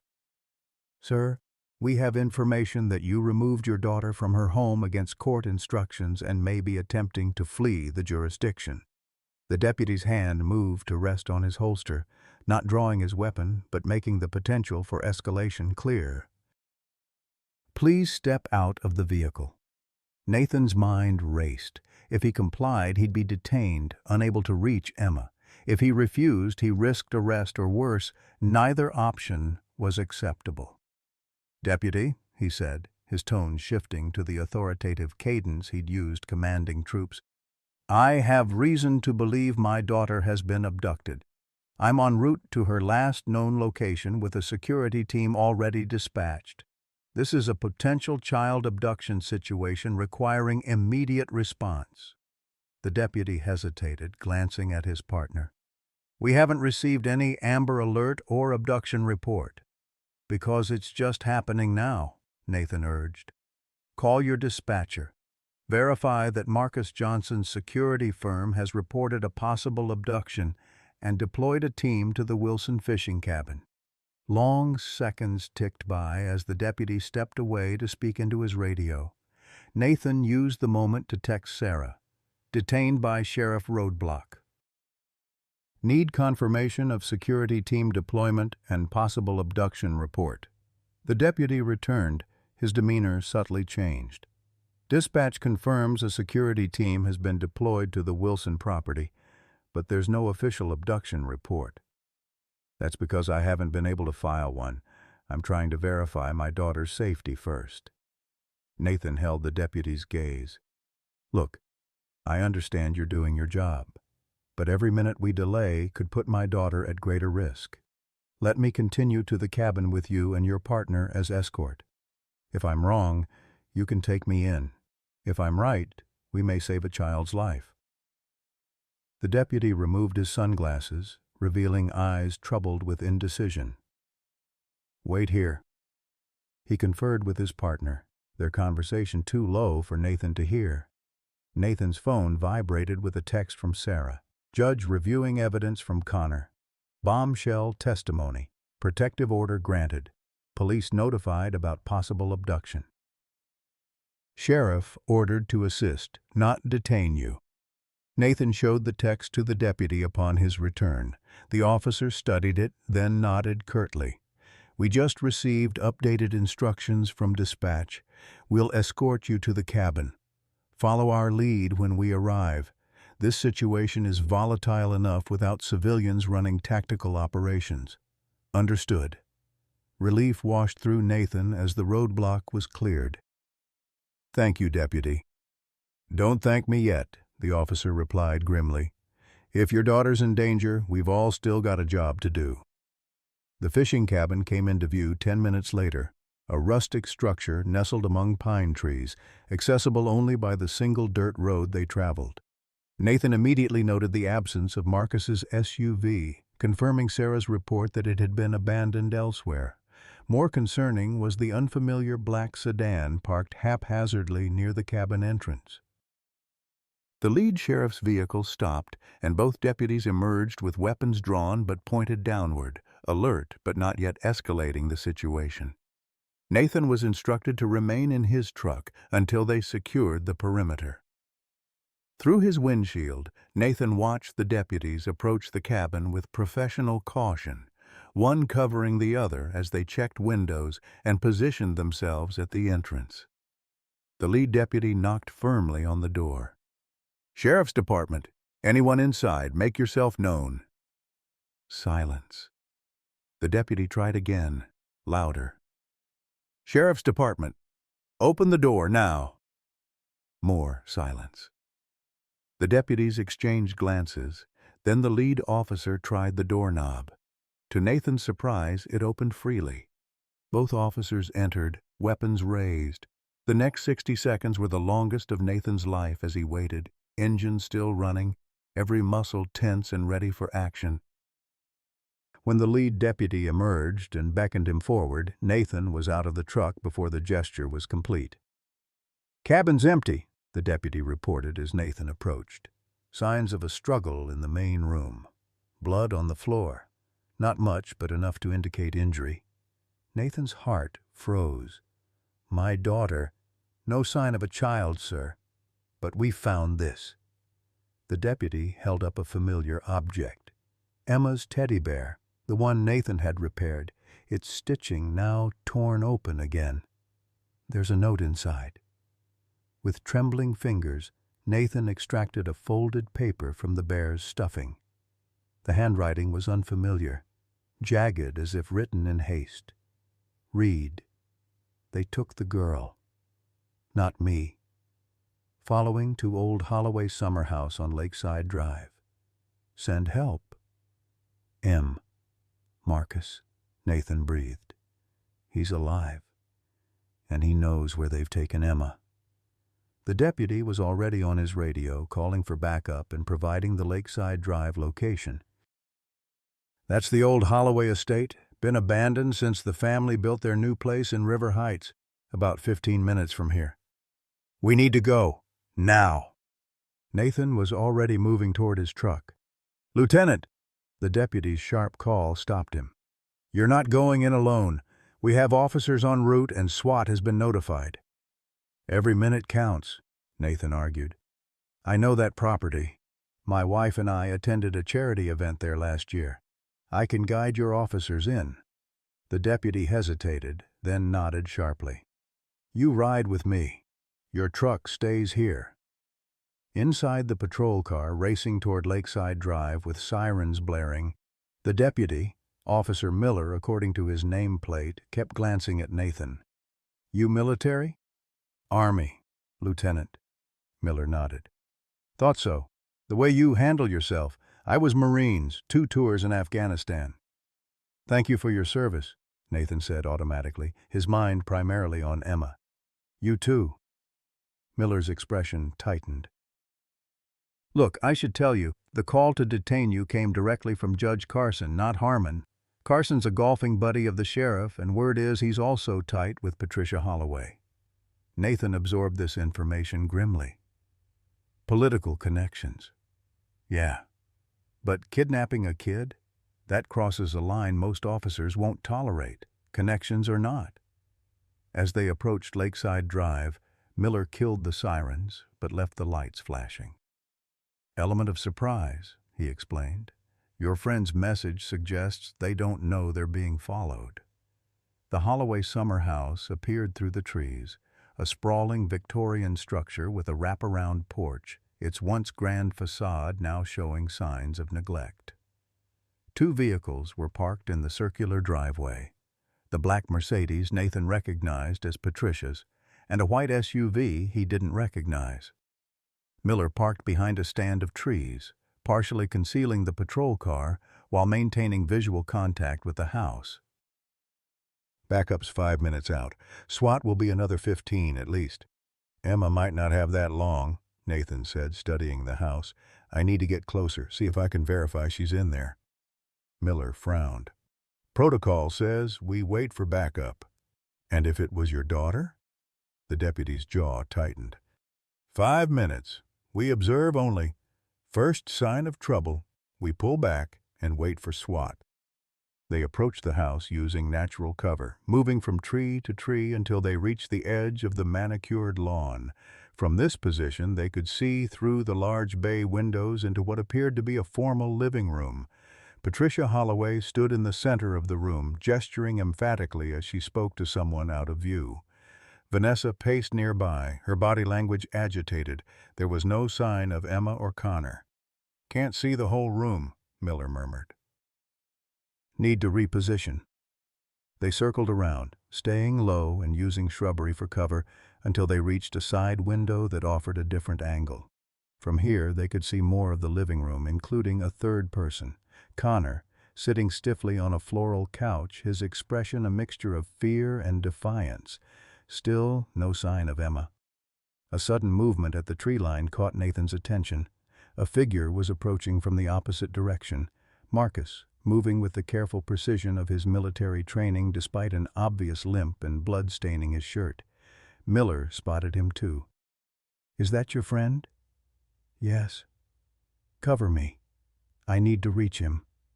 Before the deputy could object, Nathan was moving, staying low as he circled back toward the trees where Marcus had appeared. He reached his friend just as Marcus's legs seemed ready to give out. "Nathan!" Marcus gasped, relief evident in his pained expression. "They have Emma, 2nd floor, east bedroom." "Patricia's hired muscle grabbed us at a gas station.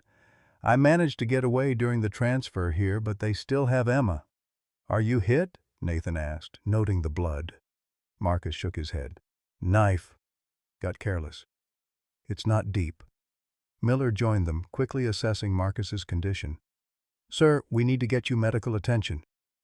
"Not until Emma's safe," Marcus insisted. "There are at least 2 armed men inside besides the family, professional security types, not street thugs." Miller's radio crackled. Backup had arrived and was establishing a perimeter. SWAT was still en route but delayed by an accident on the highway. "They're planning to move her again," Marcus said urgently. "I overheard them. Private airfield, plane waiting. They're running." Nathan's mind raced. If Patricia escaped with Emma, she had the resources to disappear. Private planes, international connections, offshore accounts. He might never find his daughter again. "We need to act now," he told Miller, "before they move her." The deputy looked torn, clearly weighing protocol against the urgency of the situation. My partner and backup are securing the perimeter. We could attempt a dynamic entry, but with armed subjects and a child hostage. A high-pitched scream suddenly pierced the air. Emma's voice, terrified and pained, coming from an upper window of the house. Nathan's body moved on instinct, ready to charge toward the sound, but Marcus and Miller each grabbed an arm, holding him back. "Not like this," Marcus hissed. "You'll get her killed." The deputy's radio crackled again. After a brief exchange, his expression changed. New development. Judge Harmon just issued an arrest warrant for Patricia and Vanessa Holloway on charges of child abuse, kidnapping, and conspiracy. SWAT has been authorized to treat this as a hostage situation. "We don't have time to wait for SWAT," Nathan argued, his eyes fixed on the upper window where Emma's cry had originated. Miller made a decision. "I'm going to attempt contact, see if we can de-escalate this before someone gets hurt. You two stay here." Before either Nathan or Marcus could object, the deputy was moving toward the house, staying visible but maintaining tactical awareness, his hand on his holstered weapon, but not drawing it. "Sheriff's Department!" Miller called out clearly as he reached the edge of the porch. "Patricia Holloway, Vanessa Reed, this property is surrounded. Come out with your hands visible." Movement at the window showed Patricia registering the deputy's presence. Rather than panic, she smiled, a cold, calculating expression that sent chills down Nathan's spine even from a distance. The front door opened and Patricia emerged onto the porch, the picture of elegant composure. "Officer, this is a private family matter. There's been a misunderstanding." "Ma'am, I have a warrant for your arrest. Please step down from the porch with your hands where I can see them." Patricia's smile never wavered. "I think not, officer. You see, my granddaughter is quite distraught. She needs specialized care, which we're arranging. If you continue to interfere, I'm afraid she may become even more unstable." The threat was clear, though carefully phrased. "Mrs. Holloway, we know you have Emma Reed inside against her will. This is kidnapping. Make this easier on yourself and surrender now." Patricia's laugh was brittle. "Kidnapping? How dramatic. I'm simply protecting a child from her mentally unstable father. I have documentation from multiple medical professionals. Save it for court, ma'am. Judge Harmon has reviewed evidence of your abuse. Connor Miller has provided testimony against you. The game is over." For the first time, Patricia's composure cracked. "Ah, Connor? That ungrateful, lying little—" She caught herself, forcing her features back into a mask of concern. "Connor is a troubled boy, officer, prone to fantasy and manipulation. Surely you don't take the word of a child over respected community members." While this exchange continued, Nathan noticed movement at a side window. Connor, gesturing frantically toward the back of the house. The teenager held up what appeared to be a cell phone, pointing to it and then to the rear of the property. "Marcus," Nathan whispered, "Connor's trying to tell us something. Can you get to the back of the house without being seen?" "On it." Despite his injury, Marcus moved with fluid efficiency through the underbrush, circling toward the rear of the property. On the porch, Patricia was still attempting to control the situation through sheer force of will. "Officer Miller. It is Miller, isn't it? Your father serves on the hospital board with me." "Lovely man." "I'm sure he'd be disappointed to see you handling a delicate family matter so aggressively." Miller remained professional. "Ma'am, please step down from the porch and place your hands behind your back." "I don't think I will." Patricia's tone hardened. "This conversation is over. I suggest you leave my property before I contact your superiors." As she turned to re-enter the house, Miller drew his weapon. "Mrs. Holloway, stop! You are under arrest." Patricia froze, then slowly turned back. For a terrible moment, Nathan thought she might actually comply. Then her eyes found his location in the tree line, and her expression transformed into one of pure malice. "Lieutenant Reed," she called out, "I know you're out there. Would you like to hear your daughter scream again? It can be arranged." Nathan's blood ran cold. Before he could respond, his phone vibrated with a text message from an unknown number. "This is Connor. Back door unlocked. Emma in upstairs bedroom. 2 armed men. Hurry." At that same moment, another cry echoed from the house, Emma's voice, desperate and terrified. "Daddy, help me!" Everything happened at once. Nathan sprinted toward the back of the house, no longer concerned with stealth. Miller shouted for Patricia to get down as additional officers converged on the front of the property. And somewhere inside, another scream, this one deeper, adult, followed by the unmistakable sound of a gunshot. Nathan reached the back door just as Marcus emerged, supporting a wide-eyed Connor who was babbling frantically. "They're going to kill her," the teenager gasped. "Grandma gave the order." When she realized Connor testified, Nathan didn't wait to hear more. He pushed past them into the house, drawing the sidearm he'd brought from his gun safe. A decision he'd made when first planning Emma's extraction, one that might now save her life. The interior of the house was grand but neglected, dust covers draped over furniture in rooms they clearly weren't using. Nathan moved with practiced precision, clearing corners and doorways as he'd been trained, following the sound of a commotion upstairs. Another gunshot rang out, followed by breaking glass. Nathan took the stairs 2 at a time, every sense heightened as adrenaline surged through his system. At the top of the stairs, he encountered one of Patricia's security men, a broad-shouldered professional in a dark suit, weapon drawn. The man fired without warning, the bullet splintering the banister inches from Nathan's head. Nathan returned fire, his shot finding its mark in the man's shoulder. The guard went down, his weapon skittering across the hardwood floor.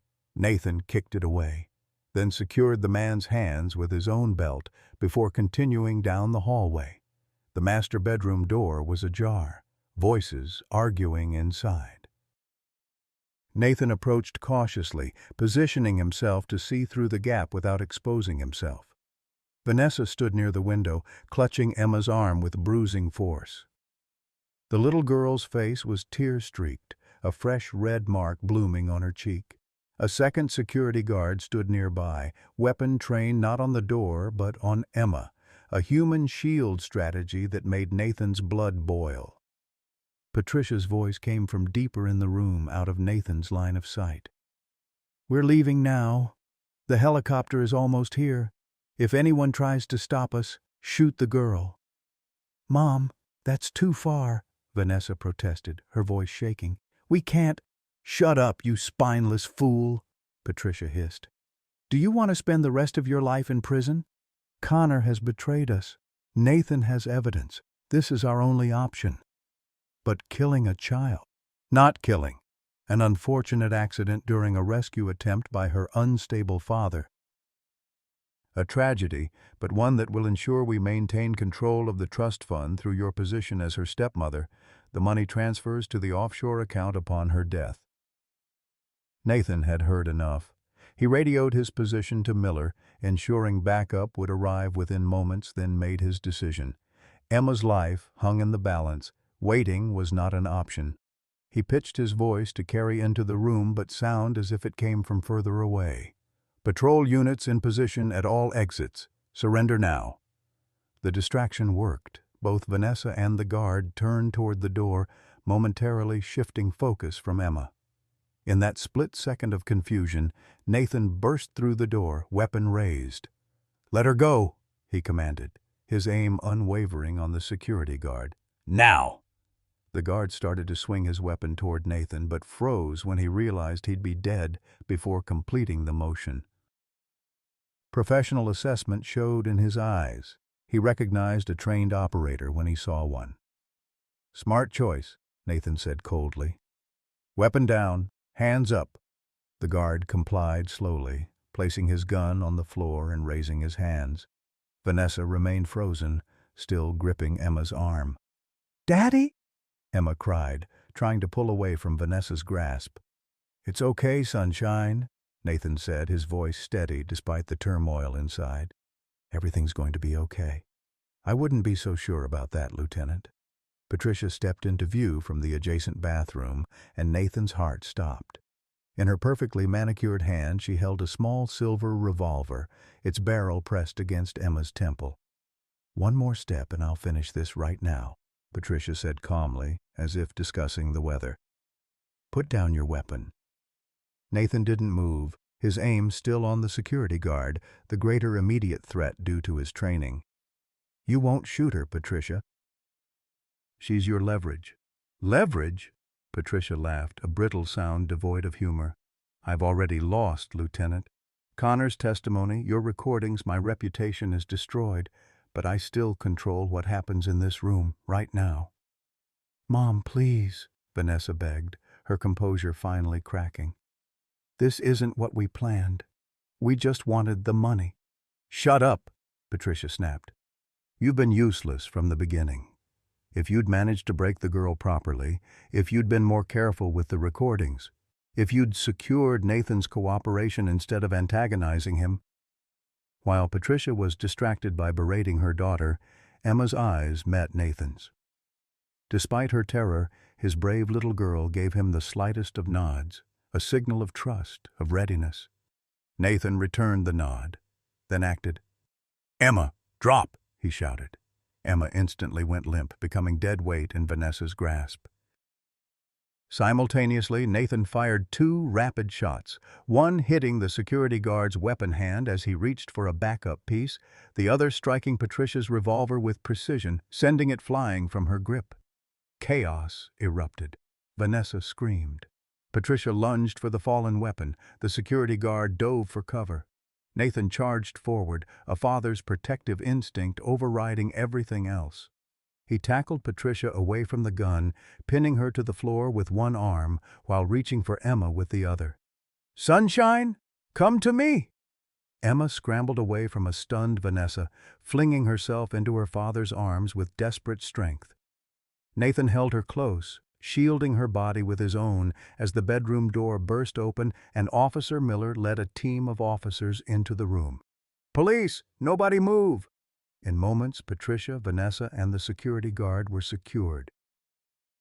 Nathan remained on the floor, holding Emma as she sobbed against his chest, her small body trembling with relief and lingering terror. "I've got you," he murmured, stroking her hair. "I've got you, sunshine. The monsters can't hurt you anymore."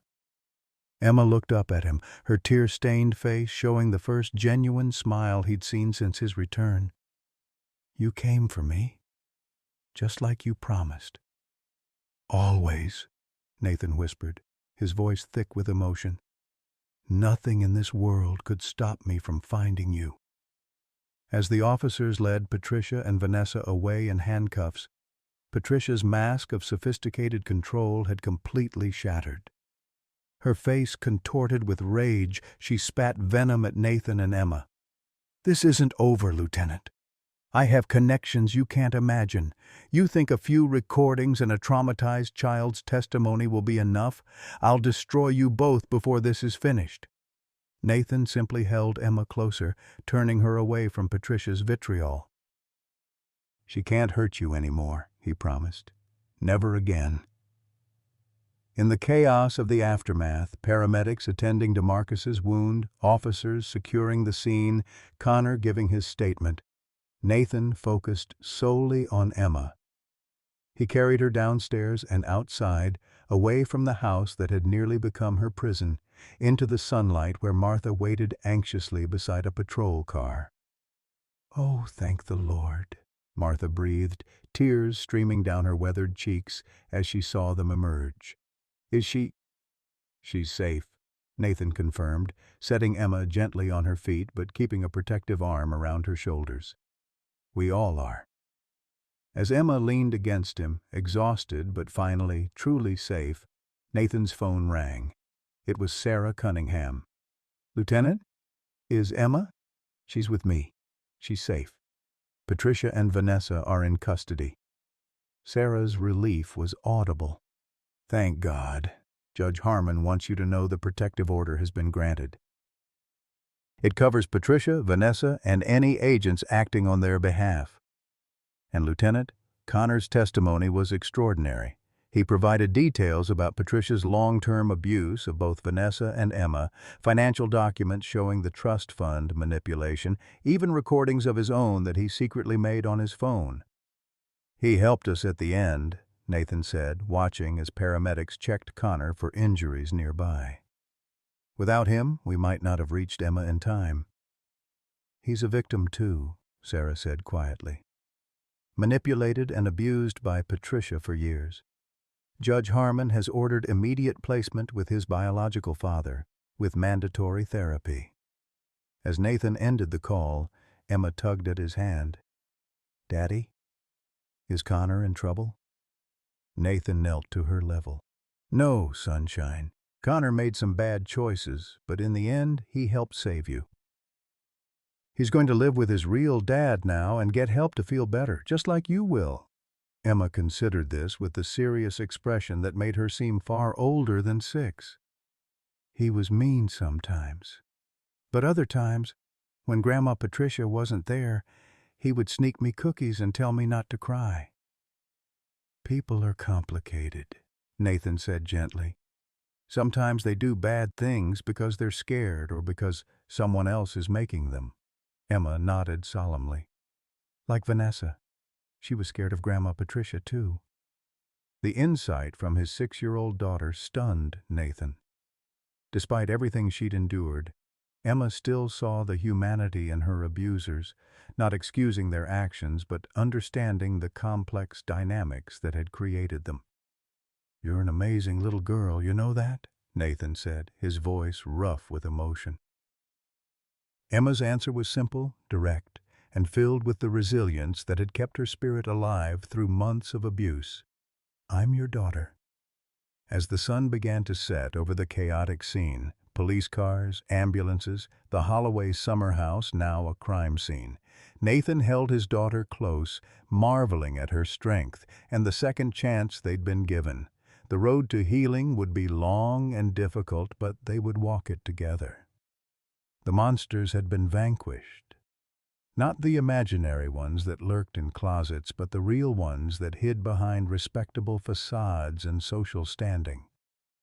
And though Patricia's final threat lingered in the air like a poisonous cloud, Nathan knew that truth and love had prevailed in the end. Emma was safe. She was home. And that was all that mattered. Autumn leaves spiraled down from the maple trees lining Martha's Street, creating a tapestry of red and gold against the pale morning sky.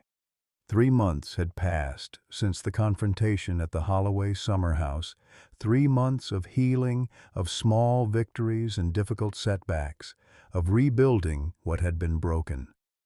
Nathan sat on Martha's porch swing, coffee mug warming his hands against the early October chill, watching as Emma carefully arranged colored chalk on the sidewalk. Her therapist had suggested art as a means of expression, and Emma had embraced it with unexpected passion. Today she was creating an elaborate hopscotch pattern, her tongue caught between her teeth in concentration as she drew precise lines and added whimsical stars in each square. She's doing better, Martha observed, settling into the wicker chair beside Nathan. At 85, she moved more slowly these days, but her eyes remained sharp, missing nothing. Less nightmares this week. Nathan nodded. 2 nights without waking up screaming. It's progress. They had been staying with Martha since that terrible day. Their house held too many traumatic memories for Emma, and Nathan had put it on the market within weeks of the rescue.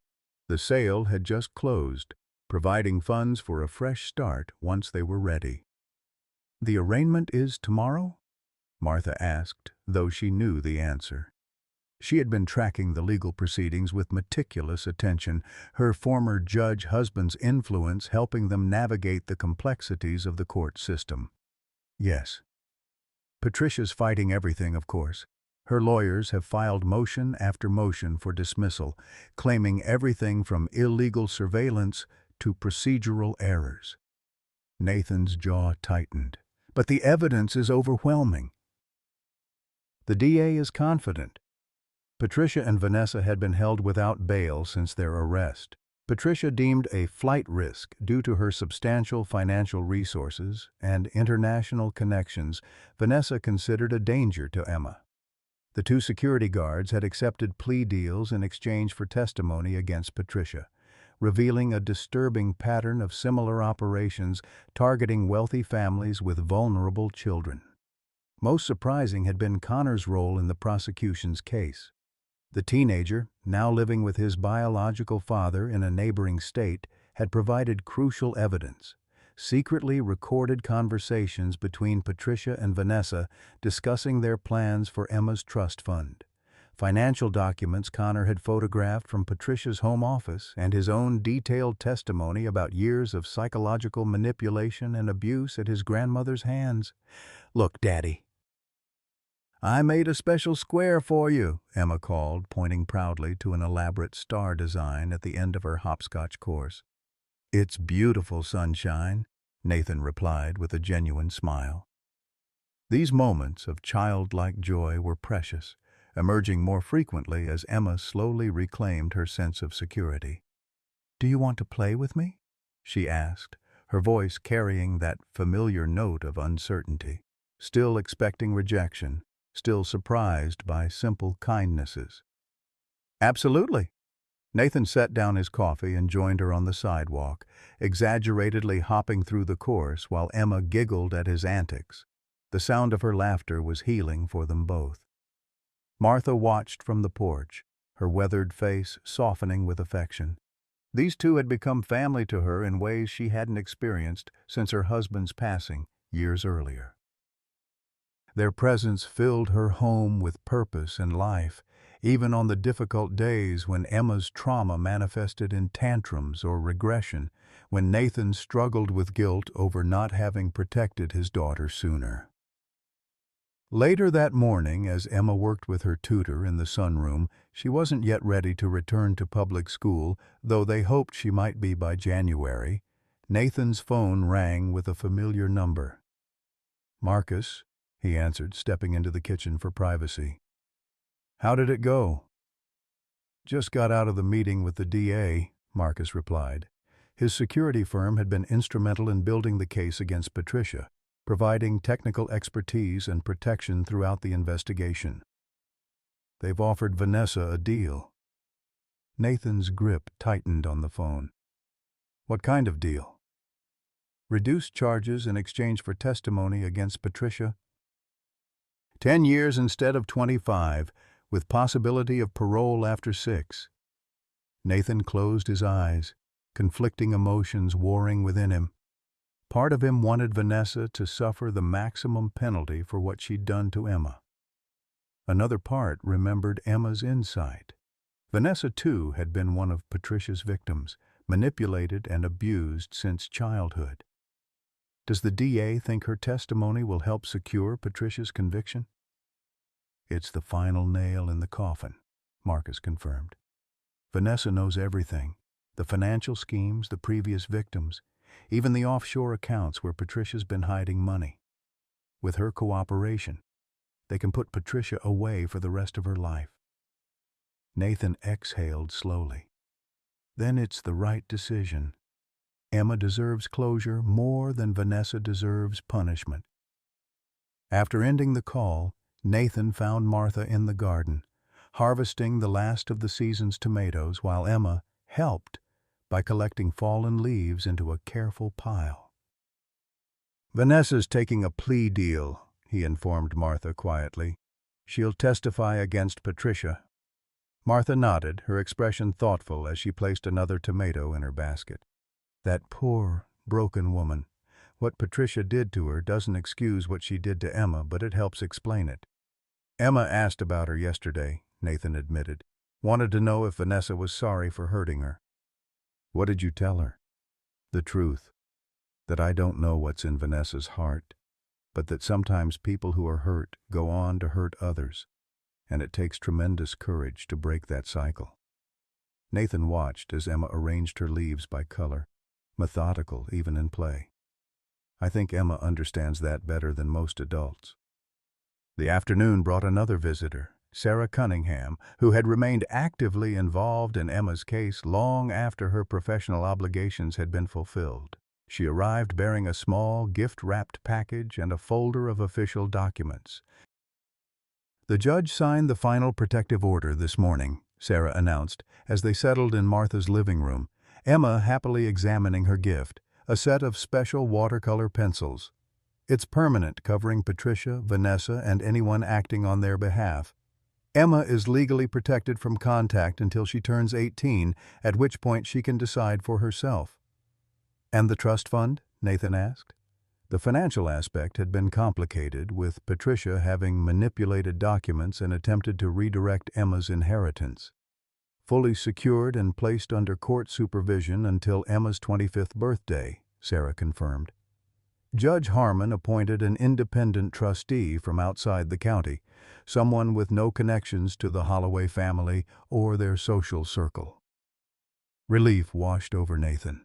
The trust fund represented Grace's legacy to their daughter, financial security for Emma's future education and opportunities. Protecting it from Patricia's machinations had been a priority. "I have something else," Sarah added, her expression softening as she glanced toward Emma, who was showing Martha her new art supplies. "A letter from Vanessa. It was part of her plea agreement. She wanted to write to Emma but understood that contact wasn't appropriate. The letter was reviewed by the DA's office and Emma's therapist. They believe it might actually be helpful in Emma's healing process. When you think she's ready." Nathan accepted the sealed envelope with mixed emotions. "Thank you. I'll discuss it with Dr. Winters next week." After Sarah departed, the remainder of the day passed in the gentle routine they had established. Dinner with Martha, Emma's bath time, the careful bedtime ritual that helped ease her anxiety about the dark. Nathan read 2 chapters from Charlotte's Web, Emma's current favorite, then sat beside her bed until she drifted off to sleep, nightlight casting star-shaped patterns across her ceiling.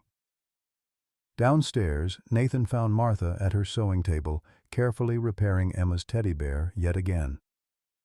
The stuffed animal had become a symbol of their journey, damaged, torn apart, but lovingly restored, time after time.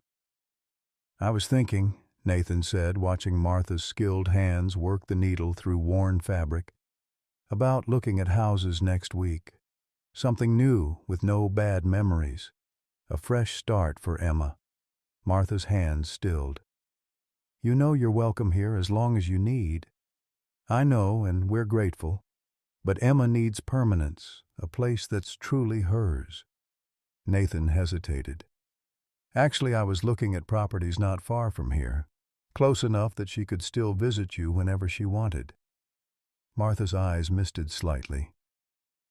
"I'd like that very much." The next morning dawned gray and drizzling, fitting weather for the arraignment. Nathan had arranged for Emma to spend the day with her art therapist, shielding her from the stress and potential media attention surrounding the court appearance. The courthouse steps were crowded with reporters when Nathan arrived, cameras flashing as he made his way inside with Marcus at his side. Lauren Weber, Emma's former teacher, waited in the lobby, having been subpoenaed as a witness to Emma's behavioral changes during the abuse. "How is she?" Lauren asked immediately, genuine concern in her eyes. "Better," Nathan replied.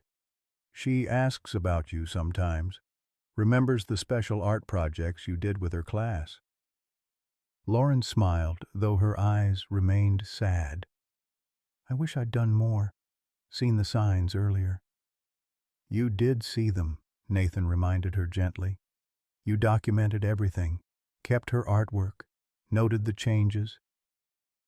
That evidence is part of why we're here today."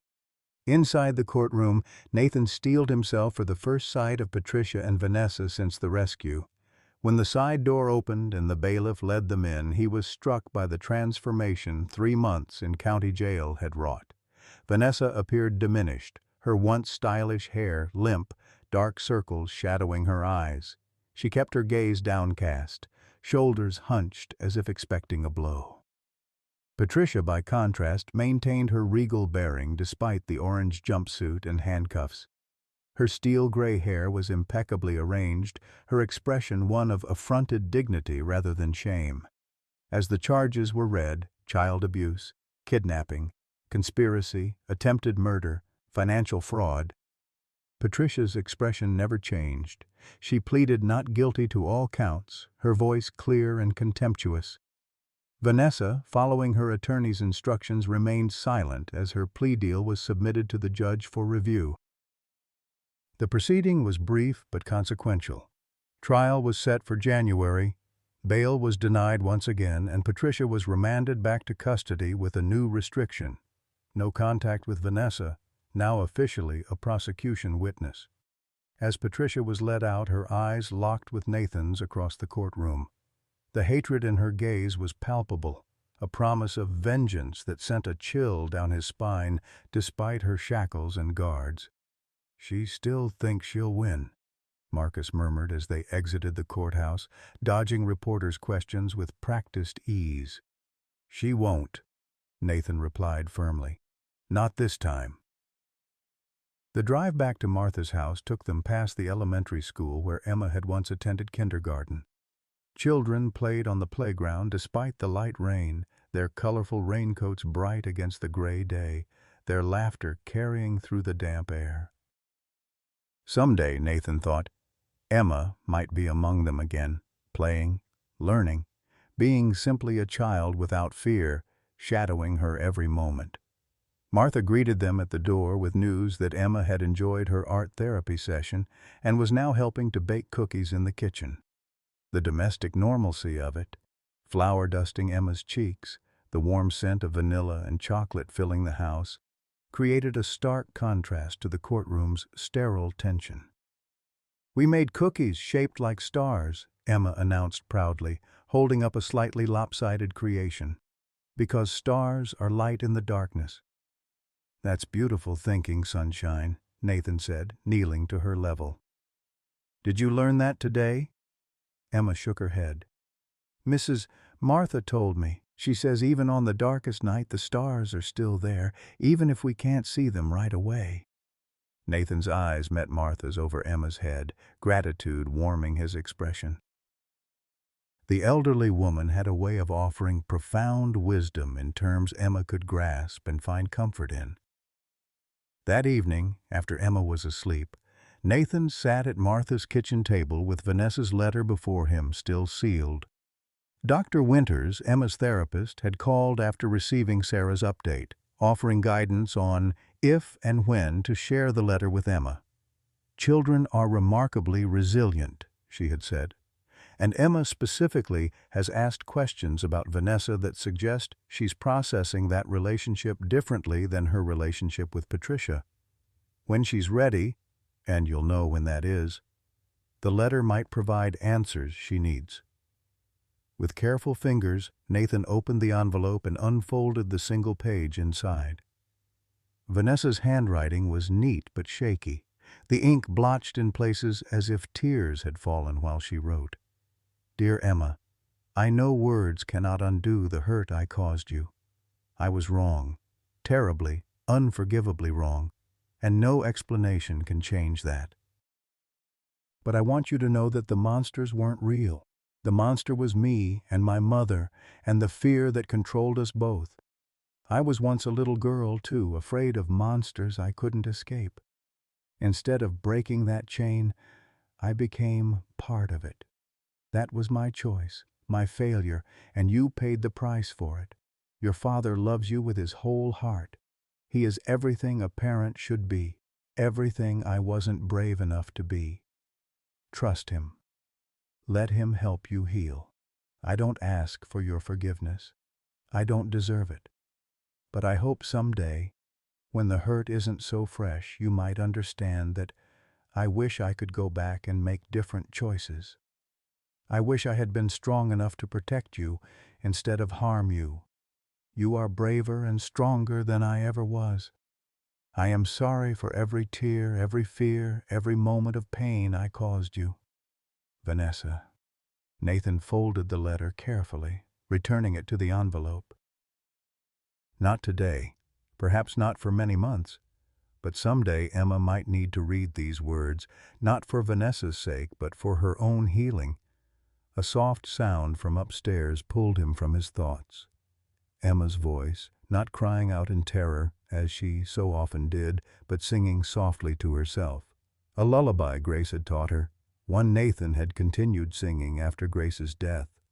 The simple melody drifted down the stairs, a small but significant sign of Emma reclaiming pieces of herself that fear had stolen. Nathan moved quietly up the stairs, pausing outside Emma's partially open door. She sat in bed, nightlight casting a warm glow, singing to her repaired teddy bear as she carefully braided a small section of its fur. Sensing his presence, she looked up, her song trailing off. "I woke up, but I wasn't scared," she reported, a hint of pride in her voice. "I remembered I'm safe now." "That's right, sunshine. You are." Nathan sat on the edge of her bed. "Would you like me to sing with you until you fall asleep again?" Emma nodded, scooting over to make room. As they sang together, the old lullaby weaving around them like a protective spell, Nathan felt a quiet certainty settle in his heart. The road ahead would not be easy. There would be the trial, the ongoing therapy, the slow process of building a new life from the ashes of what had been destroyed. But they would walk that road together, one day at a time, one small victory after another. Outside, the rain had stopped. Through the window, the clouds parted just enough to reveal a single bright star shining in the night sky, a point of light in the darkness, a beacon of hope when hope seemed most distant. Emma's voice gradually softened as sleep reclaimed her, her small hand still clasped trustingly in Nathan's larger one. Tomorrow would bring its own challenges, but tonight, in this peaceful moment, father and daughter had found a harbor in the storm. The monsters had been vanquished not by weapons or violence, but by truth, by courage, by the unbreakable bond between a father and his child. And though the echoes of trauma would linger, though healing would come in its own time and in its own way, the foundation had been laid for something beautiful to rise from the ashes of what had been broken. A new home, a new beginning, a future where a little girl's laughter might someday ring out without the shadow of fear, where nightmares would fade and dreams would take their place. It was enough.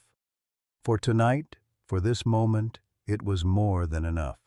In a world that often forgets the quiet heroes among us, Lieutenant Nathan Reed's journey reminds us that true strength isn't measured in battles won abroad, but in the unwavering love for those who need us most.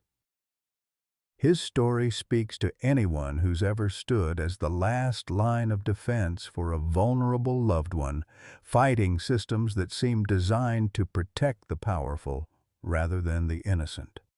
How many of us have witnessed the Martha Wilsons of our generation, those wise elders whose lifetime of experience cuts through bureaucracy and reminds us what truly matters? Emma's resilience mirrors our own grandchildren's capacity to heal when surrounded by unconditional love, while Patricia's manipulation reflects the wolves in sheep's clothing we've encountered throughout our lives. This story resonates because we understand that family isn't always defined by blood, but by those who stand beside us when darkness falls.